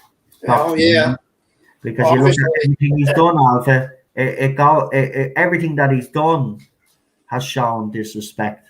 Well, the Timeless Children ruined it for me. I mean, destroyed the whole series for me. No, what I'm saying is she mightn't even turn up for the 60th because she'd be leaving after this series, and it might be a little bit too early for her to come back. So they might use that as an excuse for her not to turn up in the 60th league. That's what I mean. No, nobody's saying she's staying till the 60th. Listen, she's gone. She's gone. There's too many people talking now. She's gone. she's gone after this series. I don't know. They'll make the announcement. Look, if they haven't made any announcement now, for anybody that's worrying because no announcement's been made, I'll make it clear to you. The reason why there's been no announcement made because they have to time this, right? Well done. They have to time this, right? Because they know either way they're going to face a backlash, right? Also, as well, they have to look. They're keeping this under wraps. Whoever the new doctor is, at some stage is going to be coming in the film, or they've already filmed their scenes. We don't know, but they're going to be doing that. They're going to appear on set. That's when speculation. Then people are going to be asking who this person is, and then that's when I believe BBC will make the announcement. They'll make this announcement that we said from the beginning. They'll do it the last minute. They'll do it when they, because look, Chris Chibnall likes to do things the last minute. So this will be a last minute thing. Well, you know, they don't want to give fans too much time to react and too much time have time in our hands to think of the decisions that they've made. So they'll do it real quick so nobody can react. I hope you're right. Somehow I think she's going to work her way into the 60th. I don't know. We'll see. We'll see. Well, if she turns up, she's gonna be. I'm sorry. I'm gonna say it right now. She's gonna be, unless from 3 years now she becomes a great actress. But 3 years from now she's still acting the same. She'll be overshadowed by whoever they bring in. If they're bringing in other doctors, she'll be overshadowed. It won't work. It won't. And if she's not overshadowed, what they'll probably do is they'll use our doctor to berate all the other doctors for all the shitty things they've done in the past. That's probably. So like, look, I just we'll wait and see. We'll wait and see. You know, in 3 years' time, she might actually be a better actress, and then when she gets back into the role, she might actually do the role justice. You never bleed, no. And then people will look at Chris Chibnall and say, well, there you go. There's right. She's written by someone else. Actually, she's not that bad. So people will realize how bad Chris Chibnall is in a few years' time. The ones that are in denial right now, they'll realize and they'll see how bad it was, and they'll never come out and publicly say, but they know. Hopefully. They know it's done. Right, Alpha. We have actually ran out of time, and we've got one more guest to go. So as we always do, if there's any channels out there you would like to plug, and if you want to plug your own social medias and your own channel, you may do so. I know you don't really like doing that, but if you want to, you're more than welcome to do so. But the floor is now yours, sir. Well, no, I'm not going to plug my own. I already put it into the chat channels that I wanted to plug. So, okay. All right. See how quick and easy that is? See, Alpha makes my life so easy. He does. He really does. Well, listen, I will see you tomorrow for Classic Who as well, my friend. Yeah, absolutely. Looking forward to it. And yeah. I'm not looking forward to it at all. Plenty of alcohol. Anyway, yeah, I just really don't want to do this, but I'll do it this time. But I'm serious, man. I can't put myself through another boring crap Doctor Who again. We can do it. Well, but plenty of alcohol. That's what we're going to do. Anyway, thank you for joining me, and I'll see you tomorrow for the first half of Trial of a Time Lord. Mysterious Planet. What's the start of that? I forget. That's the first one, Mysterious Planet. Yeah. I just don't really care, to be honest. But anyway, we'll do it anyway. And as I said, I'm only doing half now, and then when we get back around to Colin Baker, we'll do the second half. Because I'm not doing them 2 weekends in a row. No way. Understandable. No way. Right, because we got Sylvester McCoy the week after. Jesus Christ. Right, anyway, you know, that's what happens when you're a Doctor Who fan. Unfortunately, there are some stars. See, I know it's shit, And I don't know why people keep picking these crap stories, man. I agree with you, Lee, on this one. It is crap. I don't know why people keep picking the worst stories. I want to do the good stories, but look, you know, what can you do? What Well, can you do? it's hard with Colin, but I would like to participate in live streams, but I am still looking for a good audio set. Can anyone help me? I don't even use a mic. I don't use a mic yet. I haven't even gotten to that stage. I just use the normal speakers on my computer that I have. get a I Blue haven't got a Yeti. mic right now. I will be getting a mic because it is better, but I will eventually get around to that. But right now, I don't use a mic. A lot of people that come on use a set of earphones as a mic, and you come through good. So if you ever want to come on and participate, you're more than welcome. All you need is a set of earphones. Even StreamYard, when they say plug in your audio, they show you a set of earphones. So and as I said, StreamYard is free as well. You can buy packages, but there is a free package, and you get 20 or 30 hours free or something like that. A month, yeah. Yeah, a month. And if you only do like our 2 hour streams, you'll actually, if you spread it out, you will actually get the whole month out of it and then when your other one comes up, then you can continue streaming. That's how I used to do it before we got the package that I could put my own label and stuff on it. But yeah, so what were we talking about? Yeah. So yeah, join us for tomorrow. Then on Sunday, then we actually have we've got New Who, but yeah, it's first Silence in the Library. I think it is. Ooh. I think it's Silence in the Library. Yeah, I think it's Silence in the Library. Then it'll be First of the Dead, and then Midnight. So we're on a bit of a roll. The next 3 stories are absolutely fantastic.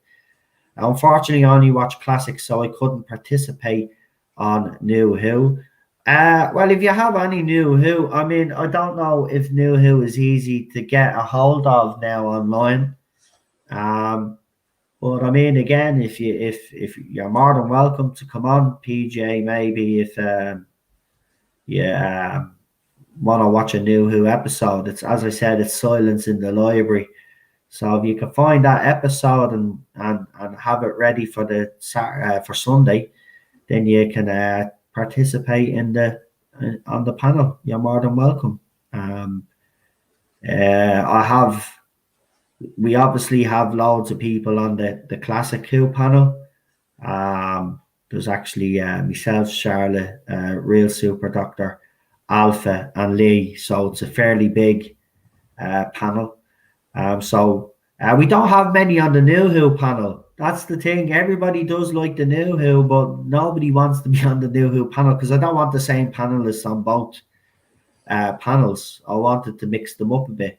So if there are anybody interested, obviously Daniel won't be with us this week, so it's only me and PD Rich. But if anybody would like to join us on Sunday, you're more than welcome to do so. So yeah. What else? That's it. Yeah, that's it. So yeah. Well, I'll disappear back into chat now. We'll yeah. But listen, thanks Alpha for coming on, and thanks for giving us your points of view. Have to peg it. Take care, everyone. Oh, you have to go. Are you on Friday Night Tights now? What are you messing? Go ahead. Why are you on Cockney's channel again? You're becoming quite irregular. Have I lost my co-host? Money joking. Go on. See you later, pal. Talk to you soon. Talk to you tomorrow. And Alpha has gone back into the chat. So there you go. So he has to peg it. Take care, peeps. No, I've got a script reading. Oh, go for you. Oh, go ahead. Yeah. Do we get any insider information? No, any insider trade secrets? No. You do want to share that with us before you go? No. Do you know what? Next time, bring it on if you're able to talk about who you're going to be playing, and you're allowed to talk about. You can ask if you're allowed to talk about what the general gist of the story is. why not come and give us a bit of a, if you're allowed, of course, as I said.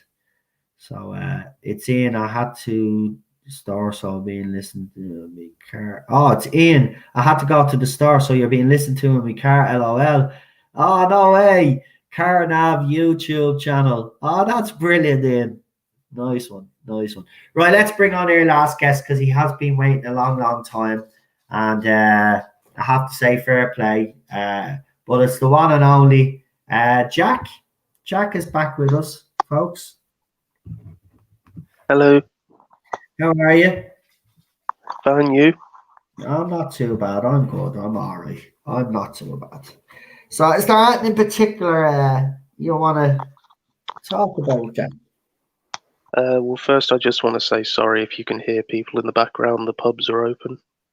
Are you actually, hold on, are you telling me you're talking to us from outside a pub? No, I'm saying I live next to one and they get very noisy outside. Oh, okay. Okay, so the pubs are open. Hold on, hang on. Did you just say you have a pub right beside your house? I have one beside my house, one across the road, one just up the road, one around the street corner, and one at the edge of the high street. Oh my God, that is my dream. Oh. Do you want to swap houses? Sure. I mean, if a brick comes through the window, I'm gonna have to go. Oh my God, yeah. I say it is madness right now. See, people are going to lose their shit for the next couple of weeks. Whereas when my country opens up, I'm going to play it cool. I'm going to let everybody lose their shit. And then 2 weeks from now, I will go out and start doing my thing because, you know, this is what's good. You're seeing it in London as well. You're going to see a lot of this. You know, the people are just have lost their total crap, and they just, you know, I mean, as soon as they opened the pubs, everywhere was packed. People standing beside each other. I think they've forgotten. Yeah, just because, you know, you've been all let out to play, you know, the virus hasn't gone away. And I know some of you think it's all a hoax, but there is a virus out there, you know. And if you get it and you die, then you won't be laughing then, will you? No. So, like, you know, cop on. You're out, enjoy it. I'm not saying that don't go out. I'm just going to say enjoy it. But remember, there are certain rules in place. One of them is called social distancing, which mostly is in London, forgot. I know yous are arrogant twats and all that, and you think yous are better than everybody else around the country. But for God's sake, show a bit of decorum. Right? Think yous have never been out in all these lives. Yous were asked to do this one thing over the last couple of years, and these have lost these are shit. Remember the people that were through 2 world wars, man. You didn't see them complain and bitch and moan. They got on with it. So I'll wait when my country opens up, right? Then 2 weeks from when they open up, when everybody's losing their shit, I'll be still sitting at home as if it's a lockdown. And then 2 weeks after that, then I'll go out when everything settles down. Right now, people have just lost their shit, Jack. And they're gone to the pub. Trust me, right? They've all missed the pub, yeah? We think about it, 3 or 4 nights of drinking the way they're going to be drinking, right? And they'll be dying for the rest of the week, right? Because of hangovers and puking and all. They get sick of drinking and then they'll slowly but surely get back to normal, go back to work, go for a pint after work or whatever like they used to, and then go home and watch a bit of TV. Everything will settle down back to normal again, and then I'll be like, well, why were you all bitching and moaning in the first place? Because you all had to stay at home in the first place. We could have been out of this lockdown longer. I mean, I even seen an influencer, YouTube influencer or Instagram, she refused after she came back to do the 2-week mandatory quarantine, right? And she was cop raped. Now, look, we know the rules are in place. We mightn't like them, right? But they're the rules that are there, right? She came home, she broke them, she got arrested. And then she was basically told to go into quarantine. That's the end of it. And that's the way it should be. These fucking gobshites are not helping either, right? These influencers all the way through lockdown. Remember, they're the ones that have been getting on planes, going to exotic places, drinking, flaunting the fucking lockdown rules, right? If people want to know why we've been in lockdown for as long as we have, because politicians, not just people, but politicians as well, they've all been breaking the fucking rules, right? And that's why we've been in this longer than we were. Look at New Zealand. Look at how they've been able to get back to normal, right?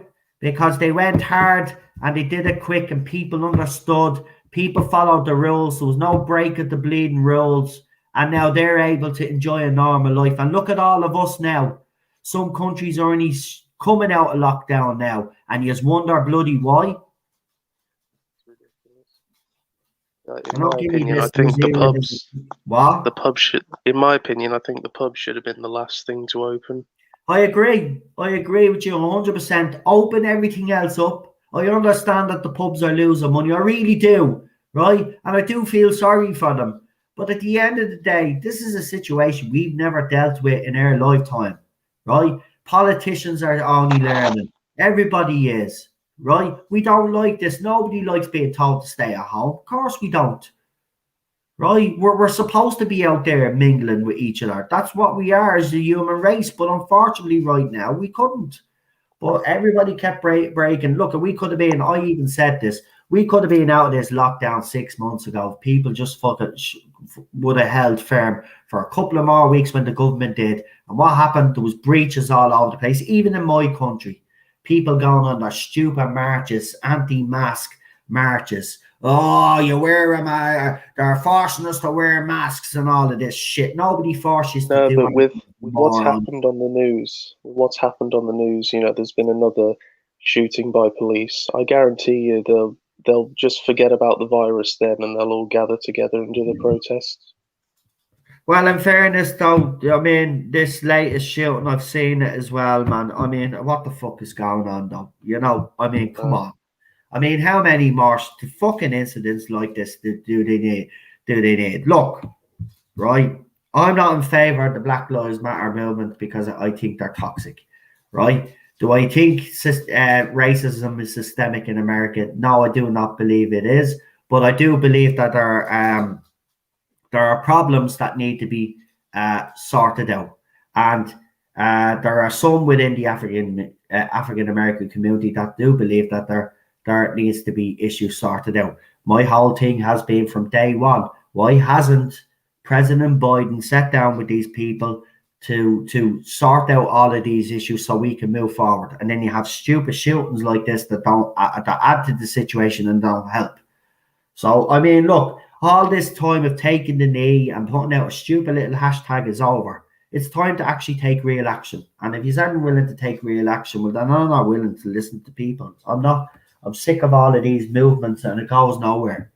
Right? If there's a problem, sort it out. That's how the Irish do it. That's how the Brits do it. That's how the rest of the world does it. But in America, for some weird fucking reason, you let things go so bad to a certain point, and then when it gets to that point, then you decide to do something about it, right? Do something about it now before it escalates even further. Because I can tell you now, I can predict what's going to happen in America, right? It's clear for everybody to see the media is not helping the situation either, right? There is going to be a race war in America, right? They're dividing the country, right? They don't want to solve these issues. And that's what's going to happen. There's going to be war in America. People are going to stand up. They're going to be fed up. You can already see it right now. You've got your black militia groups out there, and you've got your white militia groups out there. It's starting, folks. It's starting. And all that needs to stop this is the politicians and the people that are agreed to sit down and fucking talk with each other. But no, it hasn't. They don't sit down and talk to each other. Right? It festers and it keeps going and the issues keep getting longer and bigger. And before you know it, then it snowballs into this whole thing. And before you know it, you've lost complete control. And we don't need that right now. So sort your shit out, America, because the rest of the world is fucking sick and tired of it. Right? Where's Joe Biden? I remember when he was elected, right? All the leftist twats with their tweets, with their check marks. Biden has eradicated racism. We're still here talking about it today. What has happened since then? Now, listen, I'm not saying that every shooting out there is racially motivated, right?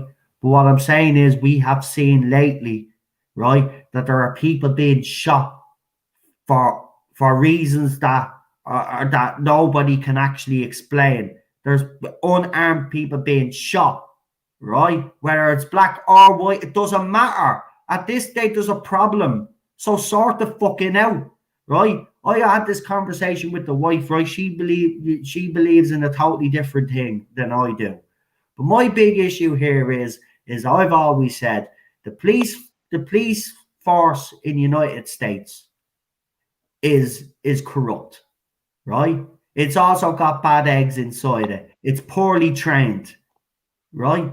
Poorly trained, right? And also, there's a lot of, and we have seen it in the past. There's a lot of trigger-happy cops, right? They're not even trained to negotiate, right? They're not trained. They're not given the same training as Canadian police. They're not given the same training as even Irish Garda, right? They're given the least amount of bloody training, and they're put out in the streets and given a gun, right? Where's the psychological profiles and all of these cops and all? Where's all the psychological testing? This is what you need to do, right? Because you have to hire the best of the best. And what I mean by the best of the best, you've got to hire people that you know that are capably mentally able to deal with situations like that. When they're approached by a perp or someone, try calm them down before shooting. Shooting should always be the last option. But it seems to be the first option every time I see a shooting. It seems to be the first bloody option, right? And there's a problem there. So sort out the police force, right? You need to educate these guys, right? That's the issue. It's not because the police force is systemically racist like everybody would like it to believe. It's because they're poorly trained. They're not educated. They're not getting the training that they need. They're not getting the psycho evaluation that they should be getting. And even if they do get psycho evaluation, it should be kept going through their career to make sure that these guys aren't losing the plot. Because being out in the streets is not easy. Everybody knows that. What the shit that they have to deal with does do some psychological damage, can affect their mental health. And they need processes, and they need structures in place to make sure that if they are feeling, under pressure and stuff, that they can go and talk to someone, that they can basically get a top, they can go and get a psych evaluate. Are they fit to be still a police officer? And if they deem that they're not fit to be a police officer, then they're taken out until they're properly screened, tested again, and if they come back then and they're okay, then you give them another chance. But look, this is the problem. They're not. The processes are not in place. The screenings are not in place, and this is why you have a problem, right? And this is why. And listen, nobody can deny the fact that these incidents have happened in the past. We've seen it. We've all seen it. But that doesn't mean, and I disagree with the systemic racism. I don't. I think that America has done huge strides in trying to address this. Is there more still to be done? Yeah, of course there is. There will always be more to be done. Of course there will. But you see, you need the political leaders to stand up and have the stomach to do it. But none of them have the stomach to do it. We did have someone for 4 years that seemed like they had the stomach to do it, but they were voted out. And now we have a gutless idiot now who doesn't have the guts. What the first week he was in office, instead of signing all those executive orders that he did, what he should have done was he should have got together with the Black Lives Matter leaders and all the other people that had an issue and sat down and had a meeting with them and started the dialogue. But he didn't. Okay? So the reason why it's still festered and kept going is because your president does not have the will, like every other politician, to actually have the stomach to do what needs to be done to make America the country that it aspires to be. It's nearly there. It is nearly there. They for a young country, they've come a long, long way. They're not even far away from what they want to be. but there's a lot of hypocrisy. There's a lot of sweeping things under the carpet. It's time now to address these things before you go into oblivion, because that's where you are going to end up. People are disenfranchised around your country, not just black people, Asian people, white people, everybody, Hispanics, the whole country is despairing right now. Sorry, no, can we... But I've got an American wife, it hurts her every time she sees another shooting. And she says the same thing. When are the politicians gonna stand up and do something about it? And they have to.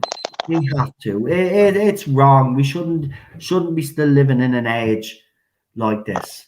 Everywhere in our country can sort out their own problems, but in America they just seem to be incapable. And you know, I used to always say to outsiders, well, what would you know about my country? It's that arrogance as well. It's that arrogance as well. Maybe you should start listening to a few outsiders. You mightn't like what they have to say, but always remember that when people talk about America, they always have America's good intentions in mind. They do. We do know America is a very important player in this world. We do. And we just want America to be the country that they inspire to be. Be that country. You can be the leading light of the world. You can show the rest of the world how it's done. But don't be hypocritical. Sort out your own issues first before you start interfering in other countries' issues and other people's problems. And that's why I've always had a big issue with America. Sort out your own shit first. Then when you sort out your own place, your own garden, then you can go and start preaching to the rest of the world how they should do things. And that's where the hypocrisy comes in. But they will get it right. I do believe they will. No. Yeah? Can I say something? You may.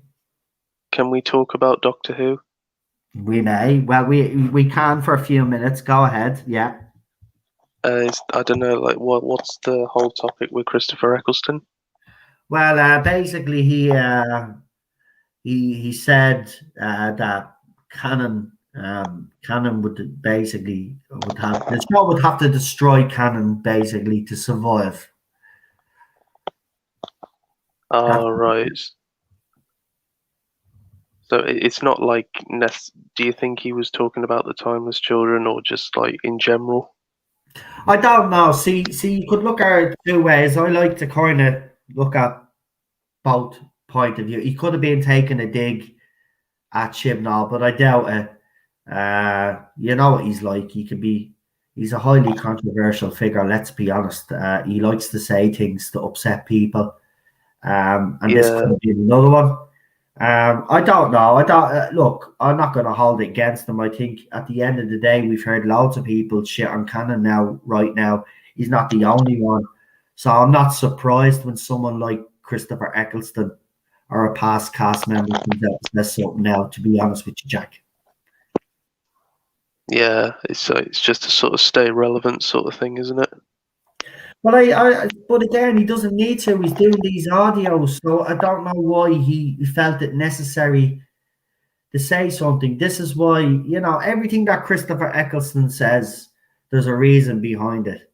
I mean, when he used to do his interviews as well years ago, there was always a point behind them.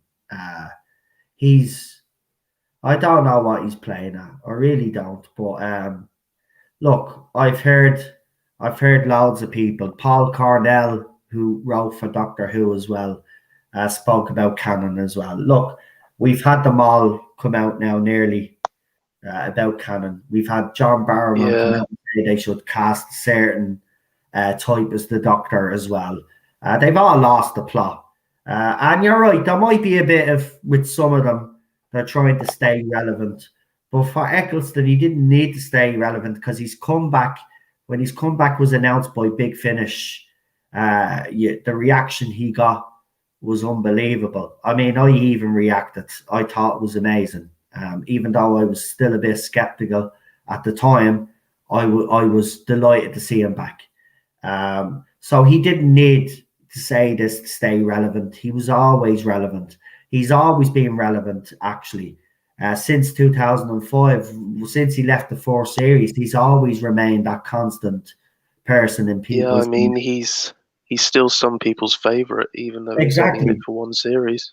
I mean, that's what I mean. And people have always speculated, well, what would a second series have been like with him? You know, if he had a stayed and stuff. So he's always been in the public eye when it's come to Doctor Who. So he doesn't need to stay relevant. He's always been relevant in this fandom. The fandom will always remember what he done for the show. He was the first Doctor in New Who's run. And you know, he'll always be remembered for that, and he'll always be thanked for that. And you know, I do like his era. I do like his Doctor. I was gutted when he left. I was absolutely gutted. I have to be honest. I was devastated, because you know when he was doing the interviews, I say, well, if you look at I've done 45-minute episodes, and then he tried to frame it. But if you look at it from the old format, I've actually done 2 series. And I was like, no, you haven't. You've only done the one. This is the new. So, you know, I just couldn't accept it. And then David Yeah, Tennant came along, but the rest is history. I mean, yeah, I it didn't. didn't. Everyone thought it was going to crash and burn, but it didn't. It didn't. That's the thing. It didn't. But Eccleston didn't need to say what he said, but there was a reason behind that. I know there was. Whether it was a dig at Chibnall or whether he actually does really believe that that is where that the show does need to actually. Maybe it's his way of saying that the show needs to start from scratch again. Yeah, You know, but I that was could be thinking, like, way the whole in- thing about canon is just it survived for 57 years with the same canon. You know, there's a difference between adding to it and destroying it. Yeah, well, but with people, but what would you say to the people out there, right? I'll put this question to you before we wrap it up. But what would you say to people that would say, but Doctor Who's canon isn't exactly linear, it's kind of all over the place, right? So Well, it doesn't make a difference what they do because you know canon sometimes contradicts itself. I mean, Terry Nation with the Daleks would be the example is what most people would use. I mean, he's yeah. kind of contradicted himself several times in his story. So people would argue that point. Now, I'm not arguing that point. I'm telling you that's what people would say. So what would you say to that? The people that would Well, say, I well, would it say, would make a difference. I would say ultimately, you got to understand that Doctor Who is a show that is written by multiple people. You know, you've got your showrunners, and then you have your each individual writers. And from what I've seen back then, everyone wanted to put their own little thing on it. But then the showrunners would say to the writers, "Oh no, you can't do that because you see, there's a few rules that we don't break." You know, we add little things and little hints here of whatever for the benefit of each individual story, but there are things that we don't mess with. And John Nathan Turner said that about Silver Nemesis.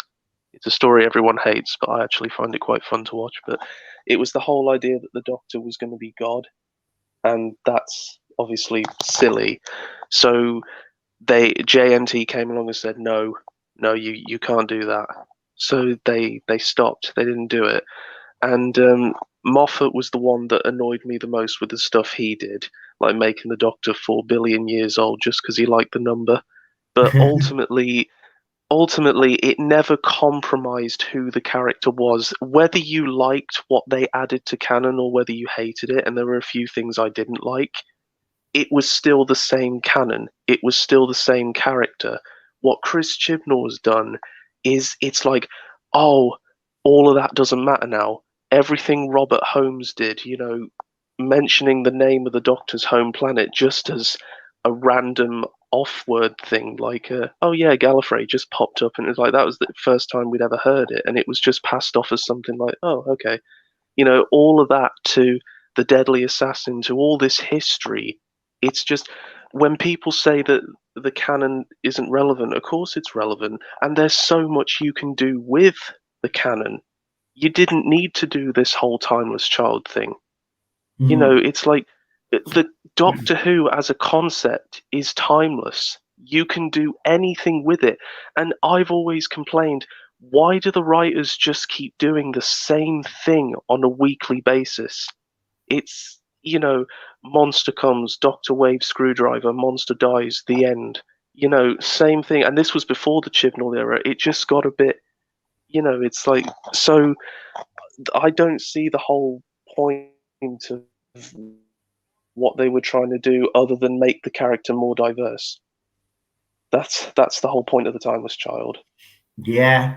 In terms of story, it doesn't benefit anything. Well, no, but people will say that it actually hasn't. Again, I'll just play devil's advocate here.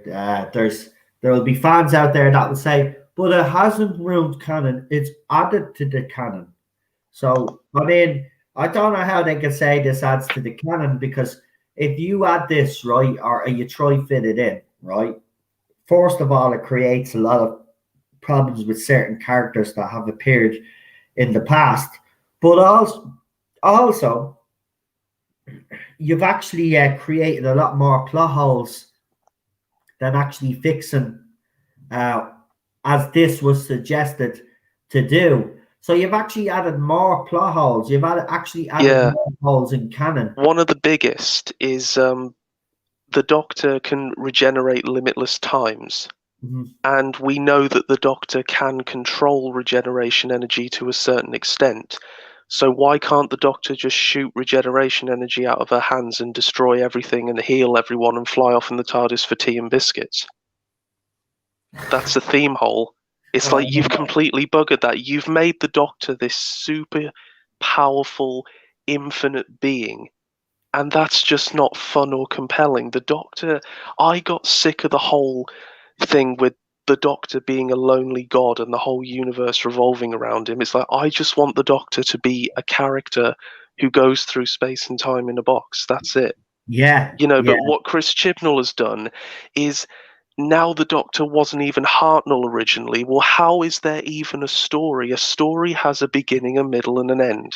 When you take that away, what you essentially have is the Doctor is like air. Like, it's not even a person. It's not even a tangible thing anymore. Who cares where the Doctor comes from anymore? Nobody does. It's like, I've been waiting for them to do a young Hartnell series. I'd have loved to have seen something like that. The Doctor on Gallifrey gets into politics, gets sick of corruption, says, right, stuff you lot, goes to run away. Granddaughter comes along and says, go, come with you. They're just like, well, my dear child, what do you think coming with me? You can't come with me. And just like slip away in a TARDIS, fly away. They're just like, now see what you've done. We've landed on this horrible planet. Oh, there's a junkyard. It's like, and you've got to go to school and all that. And she goes to school, and then it leads on to an unearthly child, and that would be great. Why can't we have things like that? I see. I don't see. Again, fans will always be smarter than Chris Chibnall, but look, I don't know. The future of Doctor Who hangs in the balance, as far as I'm concerned. I think the fans that are coming close to have had enough will look at what happens with Series 13, and I think they will make a decision whether they'll come back or not. The fans that have already left are not going to come back. It's going to take a miracle now. So yeah, I look. I don't. Being honest, I right now, I don't. Unless the decisions are made that I believe that need to be made, I don't think this show is going to survive any longer. And it's sad.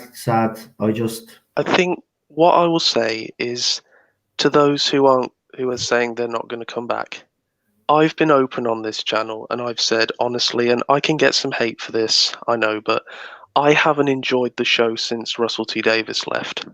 How long ago was that? That was almost like 10.5 years ago now.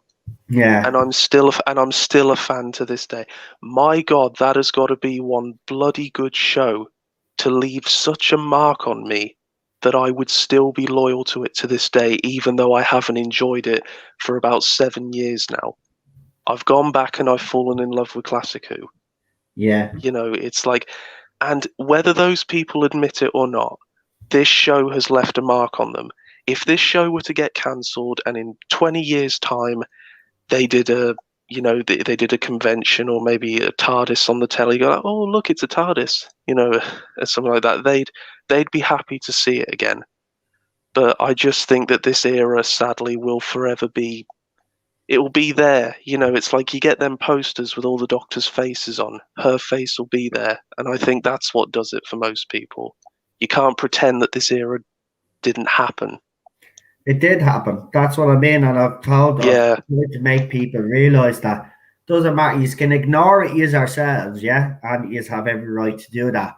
But unfortunately, it's in writing, it's set in stone, and until another showrunner comes along, I doubt they'll ever do it. But they should retcon this whole rubbish. I hope Chibnall himself does reverse what he's done and actually retcons it himself, which I think he's kind of left the window open for that to happen, just in case there was a backlash. Well, there was a backlash, so use it, because it'll be the best thing that you could do to actually say to actually, you know what? It'll be the best thing you've done for Doctor Who in the 5 years since you've took over. It'll be the best decision that you'll make. And then you should leave after that. And nobody will forgive you for what you've done, but at least you can go without all. If you retcon this, you need to. Chris Chibnall needs to retcon this rubbish himself. But we have run out of time, Jack. But listen, it is fascinating. It's going to be fascinating now to see, obviously, what happens in the next few weeks or months, because we are getting closer to decision day. There will be an announcement made at some stage, and that's when it'll get all interesting, because then hopefully then we will know who's coming in, who's leaving, and then it'll be a very interesting conversation then to have, Jack. I might bring you on for a panel for that one if you want to come on. Actually, when we find out what decisions have been made, we'll bring you on. We'll get your opinions, because I think that's the way we'll do it that night for that one, because that will be very, very interesting to see if BBC have listened and what decisions have been made. So what I'll do is I'll get you to do a channel shout out if you want to shout out your own, if you have one, your social medias. If you want to shout out someone else's channel, you may do so. The usual. I've got Twitter. I do post some artwork every now and then. Check it out. It's JackMain13. And subscribe to. Don't forget to click below to subscribe to the official TARDIS Zone YouTube channel. Thanks very much. I really if you get that reference from the. I appreciate it. I just want to. Some news about Amber Heard is just at the breaking. So apparently there's some body cam, which has never been revealed before, and apparently it proves. I haven't looked at it, so I don't know. But apparently it proves what Johnny Depp has been saying all along, that Amber Heard has been lying. It seems to be huge. It's broke on Twitter. There's loads of people sharing the link. Dropped 6 hours behind. But apparently Johnny Depp says police body cam footage proves Amber Heard is lying. Daily Mail online. So listen, that'll be great for justice, because I do believe that Johnny Depp is an actual victim here. I'm not going to sit here and say that Johnny Depp is a perfect man. We all know he's not. He's a flawed human being. He's always been a bit of a hellraiser. We've known that about him. But his ex-wife, his daughter, and people that have been in previous relationships have come out and defended him from day one and said that he's not like this. And he, even though he lost that civil case, which I don't know how he lost, but he did lose, that kind of helped on the Amber Heard side of things, because all her fans then were saying he was guilty. They went around and they've been saying disgusting things for about him the past few months. If this body cam footage is actually genuine and it does have her on it making shit up, well, I hope she's locked up, because she has ruined that man's career. And every single person that dropped him, by the way, if this all turns out to be one sick individual who has a personal vendetta against them, listen, she's clearly crazy anyway. She beat up an ex-girlfriend a few years back. There's a police report for that as well, but people ignore that. There's actually a police report. She beat up her girlfriend in the past, bruises on her face and everything. This woman is a violent piece of crap, and she's being defended by idiots out there. If this turns out to be true, I hope he gets the justice. I hope she's locked up. And how dare Warner Brothers or DC continue to hire this woman when she's been clearly... Look, at the evidence is there. We all heard the audio anyway. I don't know how people still side with her anyway. We heard the way she spoke to him. All I'll say is that, you know, the truth always comes out, and Johnny Depp fans are still Johnny Depp fans. That's not going to change. No, it's like this whole rubbish about there being a Pirates of the Caribbean without Johnny Depp. It's like, you can't. It's not, you know, it's like you can't have in... It won't happen. And then someone to say that Amber Heard was going to be cast, they were going to cast Amber Heard, right? That's never going to happen either. Look at that woman. That woman's even lucky to have a job now, right? Because right now I think she's still in Aquaman 2. There's a lot of channels out there reporting that she's been booted off, but nothing definitive has actually come out from them. So until someone comes out and actually says something, it's all rumor and speculation. But she shouldn't be working. She shouldn't. I mean, Johnny Depp was accused of something and he was dropped from everything without any due process. And by the way, when he did then do that civil case and he lost, that was a sucker punch. He should never have lost that, by the way. I don't know how he did. She's just evil. But I said this at the time, a lot of these older actors want to watch out with these younger actresses, especially the types of like Amber Heard. I think there's a deliberate ploy. Get with all these old actors and try to cancel them. People might think that that's actually funny, but that's how I think the pride these ladies actually are. They back Me Too movements and all of this. And I think they do set out to ruin some of these men's careers, while genuine women that have been the victims of sexual assault and have been treated wrongly by men are being ignored because of women like Amber Heard. Why would anybody believe a woman now when you've got someone like Amber Heard lying through her teeth? Everybody knows from day one, even the bruises on her face weren't real. And a friend of hers even exposed her. Like, I mean, I don't know. Even our own friends have turned on her and exposed her. Even our own lawyer came out and said a few things. I'm telling you, this woman is pure evil. And she just wanted to ruin this man. And she did. Because the studios have taken her side. He's not getting any work. He's lost his livelihood. He's lost everything. And now we've got this body cam for, I tell you, I'll look at it. I hope there's something in there that actually gets her locked up. Because I look at Johnny Depp is not innocent in this. It was a volatile relationship. You can clearly see it looked like a volatile relationship, but I don't think he's capable of the things that she accused him of. And the only one that we heard that was violent and threatening towards anybody was actually Amber Heard towards Johnny Depp when we heard those audio. So, I mean, look, and then she tried to say, well, he's setting me up. Well, love, the audio was there for everybody to hear. Like, that was you. That wasn't an actress. That was you. That was the real you. And you just got upset because he exposed you. You're an animal. You're filthy, you are. You're absolutely disgusting. You make it harder for real women out there that have been the victims of domestic abuse and have been victims of other heinous crimes. Your people like you, Amber, ruin it for real victims. You ought to be ashamed of yourself. I've no time for that woman. I've never had. I think she's. I just think she's vile. I've looked at this whole Johnny Depp thing extensively, and I've even come to the conclusion, and I'm not even a lawyer, that he's innocent. As I said, he's innocent of what he's being accused of.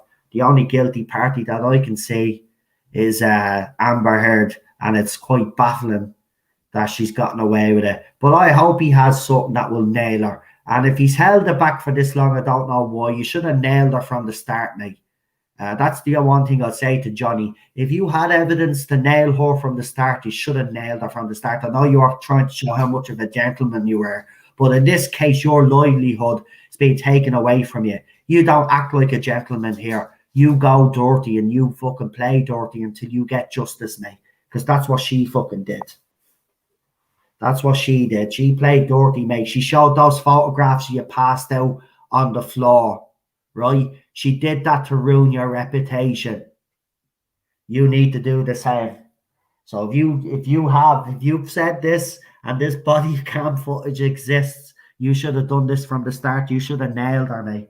You should have nailed her down and done what she done to you. I'm sorry. There's times of being a gentleman, and then there's times where you say, well, fuck this. I'm defending what I believe in. I'm defending myself as a man, as a human being. And that's all I'll say on that Amber Heard stuff. So if that is true, I will cover that on the Irish Geek if Arton does.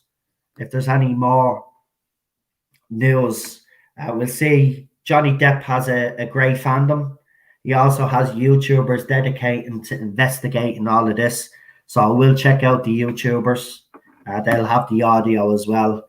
They'll probably have the footage and they'll analyze it. So I'll have a look at those. It was up 6 hours ago, so I'm pretty sure there'll be a couple of YouTube videos up on it already. So I'll check that out. But Jack, listen, thanks for joining me, pal. And listen, obviously you've been showing me some of your artwork on Twitter, and I just wanted to mention that and just say it's absolutely fantastic, the artwork that you've been showing me, and well done, man, and good luck with that competition. Oh yeah, it's really hope I get it. I just wanted to ask if this is bold enough. I know you'd said that Cheryl loved it, but maybe one stream she could say how much she loved it. Well, she's not here. She's in the bedroom. She's she's still cooped away. To be honest with you, we were hoping that by the end of the March she'd be fine, but she's still not coping well. So she's in the room right now. But she does love it. I've showed her. She thinks it's cute, and she does. She was amazed by it. I actually asked Lee because Lee heard our reaction, I think. Because what you call it? Yeah, Lee he told me. Shower. So yeah, she loved it, man. I will get her to say it when she does feel like coming back into the spotlight, mate. I'll get her to make a comment on the picture for you. If she wants anything, like if she wants a picture of a rabbit or anything, just say, no charge problem. Or anything. I'll just draw her something, if anything, just to help her feel better. And listen, and I also seen that you're getting your Classic Who collection. I wanted to make that clear as well. He showed me some photos and videos as well. He's getting his old classic collection together. I have to say, it's nice to see a younger fan go out there and get the Classic Who stories. I always will encourage everybody, actually, buy your physical copies, folks. They can never mess with your physical copies, because that's the next route we're going down with all of this censorship nonsense. So buy plus they look great on the shelf. Copies. And remember, some places will be opening up soon. So my advice to you is go to those second-hand DVD places and buy as many physical copies. Remember, you can get a DVD, a movie for £2, £1 in some cases in some of these shops. Yes. So go and get your physical copies. For those of you who are interested, if you want to build your Classic Who DVD collection, HMV are doing great offers at the moment. There you go. HMV, his master's voice. We don't have HMV in Ireland anymore. Unfortunately, they went bust. But yeah, it was a favourite. Actually, it still is. I've never been to a record store like it since. HMV for me, I loved them. It was simple. Everything was labelled. You go in, you know what section to go to, you know where everything was. And I love the convenience of it. I miss HMV actually, but there you go. Physical couple. I think I think some of these places are going to start making a comeback because there seems to be a demand now more because people could see. Yeah, they said. They're buying the physical media again, so you never know. These shops might start popping up again, and please support them this time round, right? Buy our physical copies.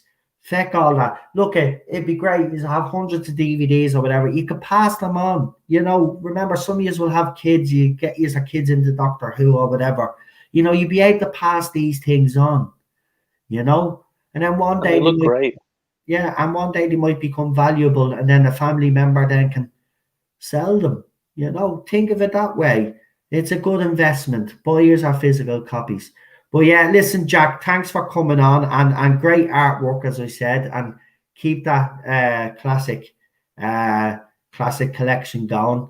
And it's always great having you on. And as I said, you're more than welcome on any time. And remember, as I said, there is an opening for the new Who watch-alongs on Sundays. So if you're around 7 o'clock Sunday, we're doing Silence in the Library. That's the next one. We're on Series 4 now. Oh, that traumatized me when I was a kid. I couldn't turn the lights off. Turn the lights off. Who turned off the lights? Yeah. No, don't. You're bringing back memories now. Okay, I won't say anymore. Well, if you're up for it, the offer is there. And that's it, folks. We are done for the night, but we do have a $10 super chat by Alpha Omega, and it's blank as usual. He likes to throw in a blank one. I want to say thank you, but I will read out his 2 comments. He says, "Yeah, now my DVD copies are failing.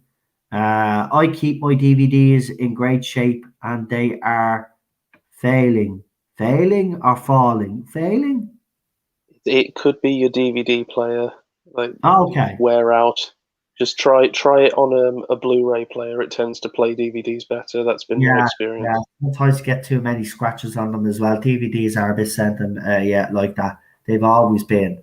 But yeah, I mean, look, if you don't buy DVDs, buy your Blu-rays. You know, it's everybody now nearly has a Blu-ray either on a PlayStation or stuff like that. But yeah, you can buy your physical copies. Always buy physical copies, folks. Don't let these people try censor your media, because you know it's not on. They shouldn't be allowed to do that because there are a few idiots out there that are offended. You know, it's always a few, isn't it? Always starts off with. That's why I'm so happy I've got the Talons of Wen Chiang, because I'm sure that one's going to be censored soon. Yeah, it will be. It will be. Sure, they've already put a disclaimer on BritBox about its outdated stereotypes and all of this rubbish. Even though there are Chinese actually in it. Yeah, but you know, it doesn't matter. Look, it's ridiculous now. It's ridiculous. Right, Jack, I'll let you go, and we will talk to you hopefully during the week. And listen, you have a great weekend, and look after yourself and stay safe. And hopefully nobody throws a brick through your window, considering you're living beside about 5 or 6 bloody pubs. I wish you the best. It's gone quiet now.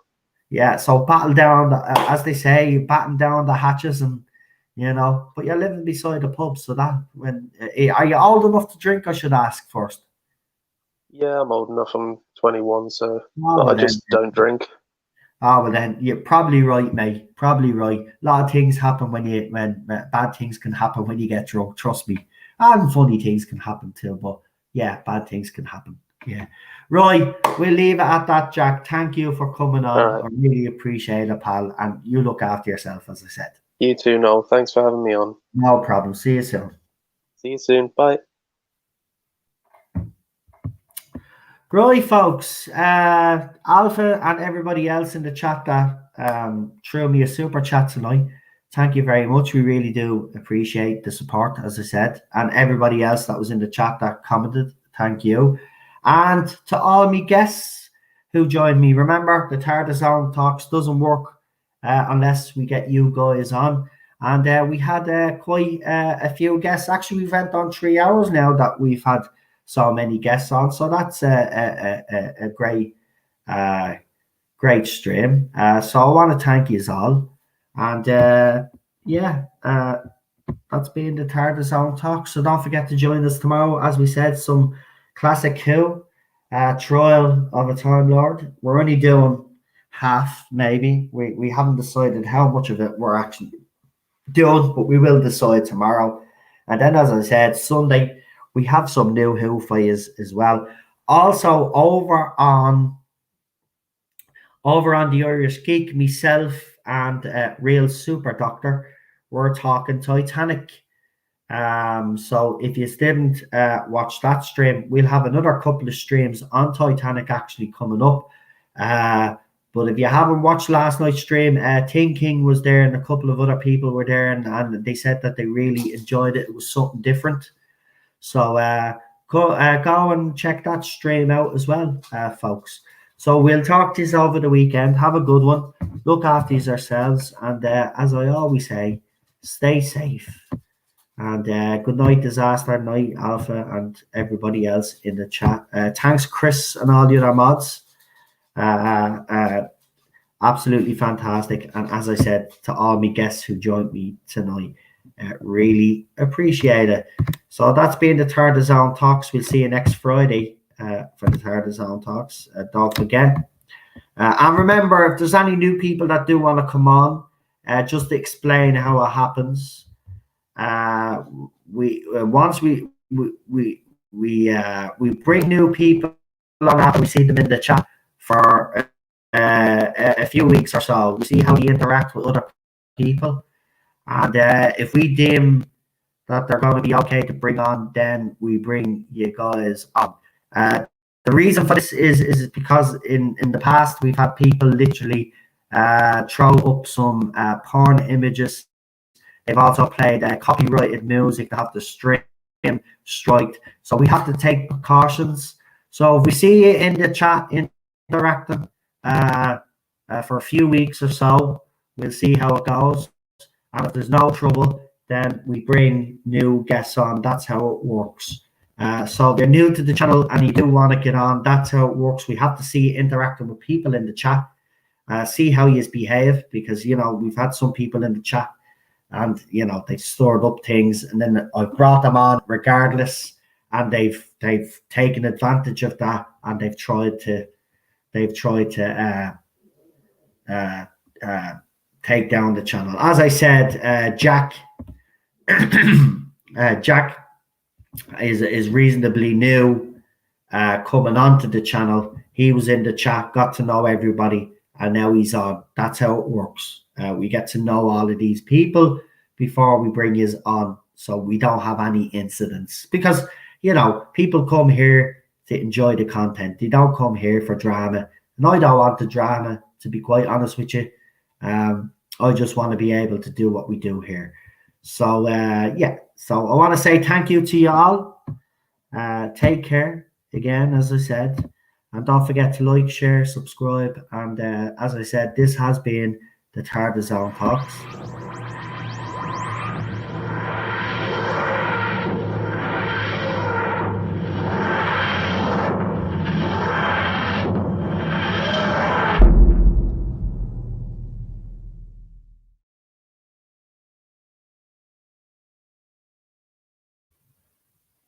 And we'll see you next Friday for next week's edition. And please join us, and we'll see what drama unfolds over the week. And we'll see you back here next Friday for the Tardis Zone Talks. And we'll see you over the weekend for the watch-alongs. Have a good one, folks. Good night. Stay safe. Look after yourselves.